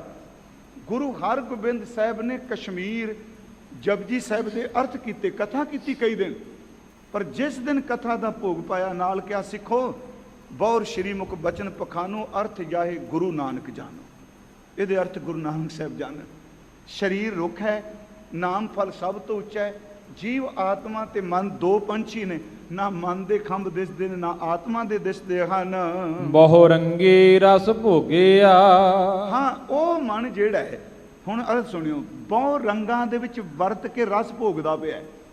ਬਹੁ ਰੰਗ ਭੋਗਦਾ, ਅੱਖਾਂ 'ਚ ਵੇਖਦਾ, ਕੰਨਾਂ 'ਚ ਸੁਣਦਾ, ਜੀਭ 'ਚੋਂ ਰਸ ਲੈਂਦਾ। ਦੇਹੀ ਅੰਦਰ ਇੱਕ ਮਨ ਇੰਦਰੀ ਪ੍ਰਵਾਨ। ਪਰ ਮਹਾਰਾਜ ਕਹਿੰਦੇ ਨੇ, ਜੇ ਇਹ ਪੰਛੀ ਸ਼ਬਦ ਨਾਲ ਜੁੜ ਜਾਵੇ, ਸ਼ਬਦ ਰਹਿ ਨਿਰਵਾਣ। ਫਿਰ ਸ਼ਬਦ ਦੀ ਕਿਰਪਾ ਨਾਲ ਉਸ ਰਸ ਨੂੰ ਚੱਖਦਾ ਹੈ ਤੇ ਵਾਸ਼ਨਾ ਤੋਂ ਮੁਕਤ ਹੋ ਜਾਂਦਾ। ਫਿਰ ਬੇਨਤੀ, ਬਹੁ ਰਸਾਂ 'ਚ ਖਚਦ ਹੈ। ਜਦੋਂ ਸ਼ਬਦ ਰਾਹੀਂ ਇਹ ਜੁੜਦਾ ਹੈ ਤੇ ਇਸ ਦਾ ਅੰਦਰ ਪਰਮਾਤਮਾ ਦੇ ਰਸ ਵਿੱਚ ਭਿੱਜ ਜਾਂਦਾ ਹੈ। ਹਰ ਰਸ ਫਲ ਰਾਤੇ ਨਾਨਕਾ। ਹੁਣ ਦੇਖੋ ਅੱਗੇ ਸ਼ਬਦ ਕਹਿ ਦਿੱਤਾ, ਹਰ ਰਸ। ਮਹਾਰਾਜ ਕਹਿੰਦੇ ਖਰੀ ਦਾ ਰਸ, ਜਿਹੜੇ ਉਹਦੇ ਵਿੱਚ ਰੱਤੇ ਹੋਏ ਨੇ। ਮੈਂ ਇਹਦੇ ਤੋਂ ਅਰਥ ਚੁੱਕੇ ਨੇ ਜੀ, ਏਕ ਫਲ। ਇਹਦਾ ਮਤਲਬ ਖਰੀ ਰਸ ਫਲ ਹੈ ਸਰੀਰ ਦੇ ਅੰਦਰ। ਦੋ ਪੰਖੀ ਨੇ ਤੇ ਜਿਹੜੇ ਉਸ ਫਲ ਨੂੰ, ਉਸ ਰਸ ਨੂੰ ਚੱਖ ਰਹੇ ਹਨ। ਕਰਮ ਸੱਚਾ ਨੀਸਾਨ। ਪਿਆਰਿਓ, ਉਹਨਾਂ ਭਾਗਾਂ ਵਾਲਿਆਂ ਦੇ ਮੱਥੇ ਤੇ ਬਖਸ਼ਿਸ਼ ਦੀ ਮੋਹਰ ਲੱਗ ਜਾਂਦੀ ਹੈ, ਛਾਪ ਲੱਗਦੀ ਹੈ। ਪੌੜੀ। ਅੱਗੇ ਗੁਰੂ ਰਾਮਦਾਸ ਜੀ ਦੇ ਇਹ ਪਵਿੱਤਰ ਬਚਨ ਹਨ। ਆਪੇ ਧਰਤੀ ਆਪੇ ਹੈ ਰਾਹਕ। ਆਪੇ ਤਾਂ ਜ਼ਮੀਨ ਹੈ ਜੀ, ਧਰਤੀ। ਰਾਹਕ ਦਾ ਅਰਥ ਹੈ ਜ਼ਮੀਨ ਵਾਹਣ ਵਾਲਾ ਕਿਰਸਾਨ। ਵਾਹਿਗੁਰੂ ਜੀ ਆਪੇ ਧਰਤੀ ਹੋ ਤੇ ਆਪੇ ਕਿਰਸਾਨੀ ਕਰਨ ਵਾਲੇ ਹੋ। ਆਪ ਜਮਾਏ ਪੀ ਸਾਵੈ। ਆਪ ਹੀ ਖੇਤੀ ਬੀਜਦੇ ਪਏ ਹੋ, ਖੇਤੀ ਜੰਮਦੀ ਪਈ ਹੈ ਤੇ ਜਦੋਂ ਪੱਕ ਜਾਂਦੀ ਹੈ ਉਦੋਂ ਚੱਕੀ 'ਚ ਪੁੜਾਂ 'ਚ ਪਾ ਕੇ ਆਪ ਹੀ ਪੀਸ ਕੇ ਆਟਾ ਬਣਾਉਂਦੇ ਹੋ। ਆਪ ਪਕਾਵੈ ਆਪ ਭਾਂਡੇ ਦੇ ਪਰੋਸਾ। ਆਪ ਹੀ ਤੁਸੀਂ ਲੰਗਰ 'ਚ ਪ੍ਰਸ਼ਾਦਾ ਪਕਾਉਂਦੇ ਪਏ ਵਾਹਿਗੁਰੂ ਜੀ, ਆਪ ਹੀ ਭਾਂਡੇ ਵਰਤਾ ਕੇ ਸਾਰਿਆਂ ਨੂੰ ਪਰੋਸ ਕੇ ਭੋਜਨ ਦੇ ਰਹੇ ਹੋ। ਆਪੇ ਹੀ ਬਹਿ ਖਾਵੈ। ਤੇ ਵਾਹਿਗੁਰੂ ਜੀ ਪਕਾਉਂਦੇ ਵੀ ਆਪੇ ਹੋ, ਜਮਾਉਂਦੇ ਵੀ ਆਪੇ ਹੋ, ਪਿਸਾਉਂਦੇ ਵੀ ਆਪੇ ਹੋ, ਵਰਤਾਉਂਦੇ ਵੀ ਆਪੇ ਹੋ, ਤੇ ਜਿਹੜੇ ਬੁਰਕੀਆਂ ਤੋੜ ਕੇ ਖਾਂਦੇ ਵੀ ਆਪੇ ਹੋ। ਪਰ ਯਾਦ ਰੱਖਿਓ ਇਹ ਹੈ ਕਿ ਸਭ ਪਾਸੇ ਹਰੀ ਹਰੀ ਆਪੇ ਹੀ ਆਪ ਛਕ ਰਹੇ ਹੋ। ਆਪੇ ਜਲ ਆਪੇ ਦੇ ਛਿੰਗਾ। ਹੁਣ ਇੱਥੇ ਸ਼ਬਦ ਹੈ ਆਪੇ ਜਲ ਆਪੇ ਦੇ ਛਿੰਗਾ। ਆਪੇ ਤੁਸੀਂ ਪਾਣੀ ਵਰਤਾ ਰਹੇ ਹੋ, ਪ੍ਰਸ਼ਾਦਿਆਂ ਨਾਲ ਲੋੜ ਹੈ। ਆ ਛਿੰਗਾ ਵੈਸੇ ਇਹਦਾ ਅਰਥ ਹੁੰਦਾ ਜਿਹਨੂੰ ਅੱਜ ਕੱਲ੍ਹ ਟੁੱਥ ਪਿਕ ਨਹੀਂ ਕਹਿੰਦੇ, ਉਹ ਜਿਹੜਾ ਤੀਲਾ ਜਿਹਾ ਡੱਕਾ ਜਿਹਾ ਜਿਹਦੇ ਨਾਲ ਆ ਦੰਦਾਂ 'ਚ ਅੜਿਆ ਹੋਇਆ ਭੋਜਨ ਕੱਢਿਆ ਜਾਂਦਾ ਹੈ। ਯਾਦ ਰੱਖਿਓ ਦਾ ਮਤਲਬ ਉਦੋਂ ਲੰਗਰ 'ਚ ਵਰਤਾਇਆ ਜਾਂਦਾ ਹੋਣਾ ਹੈ ਨਾ। ਮਹਾਰਾਜ ਕਹਿੰਦੇ ਨੇ ਸਾਰਿਆਂ ਨੂੰ ਛਿੰਗਾ ਵੀ ਆਪੇ ਦਿੰਦੇ ਪਏ ਹੋ, ਕਿਉਂਕਿ ਜਿਹੜਾ ਭੋਜਨ ਅੜਿਆ ਪਿਆ ਦੰਦਾਂ 'ਚ ਉਹਨੂੰ ਕੱਢਣ ਵਾਸਤੇ ਪਾਣੀ ਵੀ ਆਪ, ਤੇ ਛਿੰਗਾ ਟੁੱਥ ਪਿਕ ਕਹਿ ਲਓ ਸ਼ਬਦ ਵਰਤਦੇ ਆ, ਜਾਂ ਉਹ ਨਿੱਕਾ ਜਿਹਾ ਤੀਲਾ ਆਪਾਂ ਵਰਤਨੇ ਆ, ਡੱਕਾ ਸ਼ਬਦ ਮੈਂ ਸਿੱਧਾ ਵਰਤਾਂ, ਤੁਸੀਂ ਉਹ ਵੀ ਆਪ ਹੀ ਵਰਤਾਂਦੇ ਪਏ ਹੋ। ਆਪੇ ਚੁਲੀ ਭਰਾਵਾ। ਭੋਜਨ ਛਕਣ ਤੋਂ ਬਾਅਦ ਜਦੋਂ ਕਰੂਲੀ ਕਰਦੇ ਪਏ ਹੋ, ਇਹ ਚੁਲੀਆਂ ਆਪ ਕੋ ਕਰਦਾ ਹੈ, ਇਹ ਤਾਂ ਤੁਸੀਂ ਖੁਦ ਕਰਦੇ ਪਏ ਹੋ। ਭੋਜਨ ਵੀ ਆਪ ਛਕਦੇ ਹੋ, ਚੁਲੀ ਵੀ ਆਪ ਕਰਦੇ ਹੋ। ਆਪੇ ਸੰਗਤ ਸਦ ਬਹਾਲਾ। ਤੁਸੀਂ ਆਪੇ ਹੀ ਸੰਗਤ ਨੂੰ ਕਹਿੰਦੇ ਹੋ ਭਾਈ ਆ ਜਾਓ ਸਮਾਗਮ ਜੇ, ਸਾਰਿਆਂ ਨੂੰ ਅਸੀਸਾਂ ਦੇ ਕੇ ਆਪਣੇ ਕੋਲ ਬੁਲਾਉਂਦੇ ਹੋ। ਆਪੇ ਵਿਦਾ ਕਰਾਵਾ। ਸੱਚੇ ਪਾਤਸ਼ਾਹ ਜਦੋਂ ਤੁਸੀਂ ਰਹਿਮਤ ਕਰਦੇ ਹੋ ਫਿਰ ਸਾਰਿਆਂ ਨੂੰ ਆਪ ਵਿਦਿਆ ਕਰਨ ਵਾਸਤੇ ਜਾਂਦੇ ਹੋ। ਗੁਰਮੁਖੋ ਇਸ ਪੌੜੀ ਨੂੰ ਚੇਤੇ ਰੱਖਿਓ। ਗੁਰੂ ਰਾਮਦਾਸ ਦੇ ਦਰ ਤੇ ਆਏ ਆ ਨਾ, ਅਸੀਂ ਆਪ ਨਹੀਂ ਆਏ, ਗੁਰੂ ਰਾਮਦਾਸ ਜੀ ਨੇ ਸੱਦਿਆ ਹੈ। ਤੇ ਜੇ ਆਪਾਂ ਚੱਲੇ ਆ ਤੇ ਇਹ ਗੱਲ ਚੇਤੇ ਰੱਖਿਓ, ਬਾਪੂ ਜੀ ਵਿਦਿਆ ਕਰਨ ਤੁਰਿਆ। ਹੁਣ ਵਿਦਿਆ ਦਾ ਵੀ ਨਹੀਂ ਪਤਾ ਹੋਣਾ ਕਈਆਂ ਨੂੰ ਨਾ, ਹੁਣ ਤਾਂ ਸਿੱਧਾ ਹਾਏ ਹੈਲੋ ਕਰਕੇ ਸਿੱਧੇ ਨਿਕਲ ਜਾਂਦੇ ਆ। ਪਹਿਲਾਂ ਘਰ ਪ੍ਰਾਹੁਣਾ ਹੁੰਦਾ ਸੀ ਤੇ ਅੱਧੇ ਮੀਲ ਤੱਕ ਲੋਕੀ ਵਿਦਿਆ ਕਰਨ ਹੀ ਜਾਂਦੇ ਸਨ। ਕਈ ਬੰਦੇ ਤੇ ਵਿਦਿਆ ਕਰਦੇ ਕਰਦੇ ਪ੍ਰਾਹੁਣੇ ਦੇ ਘਰ ਤੱਕ ਅੱਪੜ ਜਾਂਦੇ ਸਨ ਕਿ ਅਸੀਂ ਵਿਦਿਆ ਕਰਨ ਚੱਲੇ ਹਾਂ। ਮਹਾਰਾਜ ਹੈ ਕਮਾਲ ਵਾਹਿਗੁਰੂ, ਗੁਰੂ ਰਾਮਦਾਸ ਆਪ ਹੀ ਸੱਦਦੇ ਹੋ, ਆਪ ਹੀ ਲੰਗਰ ਛਕਾਉਂਦੇ ਹੋ, ਆਪੇ ਪਕਾਉਂਦੇ ਹੋ। ਸੱਚੀ ਮੁੱਚੀ ਇੱਥੇ ਤੇ ਆਪੇ ਆਪ ਹੀ ਵਰਤਦਾ। ਮੈਂ ਤਾਂ ਇਹ ਤਾਂ ਕਹਿੰਦਾ ਜਿੰਨੀ ਸੰਗਤ ਸੇਵਾ ਕਰਦੀ ਹੈ, ਕੋਈ ਬੰਦਾ ਇੰਨੀ ਸੇਵਾ ਕਰ ਸਕਦਾ ਜੀ? ਕੋਈ ਕੰਪਨੀ ਕਹਿ ਲਓ ਇਹਨਾਂ ਬੰਦੇ ਰੱਖ ਕੇ ਕੰਮ ਕਰਾ ਸਕਦੀ ਹੈ? ਇਹ ਕੌਣ ਵਰਦਾ ਪਿਆ? ਮਹਾਰਾਜ ਕਹਿੰਦੇ ਆਪੇ ਲੰਗਰ ਪਕਾਈ ਜਾਂਦਾ, ਆਪੇ ਵਰਤਾਈ ਜਾਂਦਾ, ਆਪੇ ਚੁਲੀਆਂ ਕਰਾਈ ਜਾਂਦਾ, ਆਪੇ ਸਫਾਈ ਕਰਾਈ ਜਾਂਦਾ, ਤੇ ਜਿਹੜੇ ਮੱਥੇ ਟੇਕ ਕੇ ਵਾਪਸ ਜਾਂਦੇ ਪਏ ਨੇ ਉੱਥੇ ਖਲੋ ਕੇ ਉਹਨਾਂ ਨੂੰ ਵਿਦਾਇਗੀ ਦੇਈ ਜਾਂਦਾ ਹੈ। ਆਪੇ ਸਭ ਨੂੰ ਵਿਦਿਆ ਕਰਦੇ ਹੋ। ਜਿਸਨੋਂ ਕਿਰਪਾਲ ਹੋਵੇ ਹਰਿ ਆਪੇ। ਜਿਸ ਉੱਪਰ ਮੇਰਾ ਵਾਹਿਗੁਰੂ ਜੀ ਆਪ ਕਿਰਪਾ ਕਰੇ, ਆਪ ਰਹਿਮਤ ਕਰੇ, ਜਿਸਨੋਂ ਹੁਕਮ ਮਨਾਵੇ, ਉਸ ਨੂੰ ਆਪਣਾ ਹੁਕਮ ਬਣਾਉਂਦਾ ਹੈ। ਫਿਰ ਬੇਨਤੀ ਹੈ, ਹੁਕਮ ਵਿੱਚ ਹੀ ਸੁੱਖ ਹੁੰਦਾ ਹੈ। ਸਤਿਗੁਰੂ ਕਿਰਪਾ ਕਰੇ ਸਾਨੂੰ ਸਭ ਨੂੰ ਆਪਣੀ ਭਜਨ ਬੰਦਗੀ ਸਿਮਰਨ ਨਾਲ ਜੋੜ ਲਵੇ। ਗੁਰਮੁਖੋ ਮੈਂ ਪਿਛਲੇ ਦਿਨਾਂ 'ਚ ਬੇਨਤੀ ਕੀਤੀ, ਆਓ ਗੁਰਸਿੱਖੋ, ਹਰ ਤਖਤ ਉੱਤੇ ਅੰਮ੍ਰਿਤ ਸੰਚਾਰ ਹੁੰਦਾ ਹੈ। ਬੁੱਧਵਾਰ ਤੇ ਐਤਵਾਰ ਸ਼੍ਰੀ ਅਕਾਲ ਤਖਤ ਸਾਹਿਬ ਵਿਖੇ ਅੰਮ੍ਰਿਤ ਸੰਚਾਰ ਹੁੰਦਾ ਹੈ। ਮੈਂ ਸਮੂਹ ਸੰਗਤ ਨੂੰ ਬੇਨਤੀ ਕਰਾਂਗਾ, ਜਿਨ੍ਹਾਂ ਅੰਮ੍ਰਿਤ ਦੀ ਦਾਤ ਨਹੀਂ ਲਈ, ਅੰਮ੍ਰਿਤ ਛਕ ਕੇ ਸਤਿਗੁਰੂ ਵਾਲੇ ਬਣੀਏ। ਇੰਨੀਆਂ ਕੁ ਬੇਨਤੀਆਂ ਅੱਜ ਪ੍ਰਵਾਨ ਕਰਿਓ। ਸਮਾਂ ਮੈਂ 2 ਮਿੰਟ ਵੱਧ ਹੋ ਗਿਆ, ਕੱਲ੍ਹ ਨੂੰ ਆਪਾਂ ਨਾਮ ਜਪ ਲਾਂਗੇ ਜੀ। ਕਰੋ ਕਿਰਪਾ, ਅਖੀਰ ਵਾਲੇ ਬਚਨ ਸਰਵਣ ਕਰੋ ਜੀ। ਆਪੇ ਸੰਗਤ ਸਦ ਬਹਾਲਾ, ਆਪੇ ਵਿਦਾ ਕਰਾਵਾ, ਜਿਸਨੋਂ ਕਿਰਪਾਲ ਹੋਵੇ ਹਰਿ ਆਪੇ, ਤਿਸਨੋਂ ਹੁਕਮ ਮਨਾਵਾ। ਵਾਹਿਗੁਰੂ ਜੀ ਕਾ ਖਾਲਸਾ, ਵਾਹਿਗੁਰੂ ਜੀ ਕੀ ਫਤਿਹ।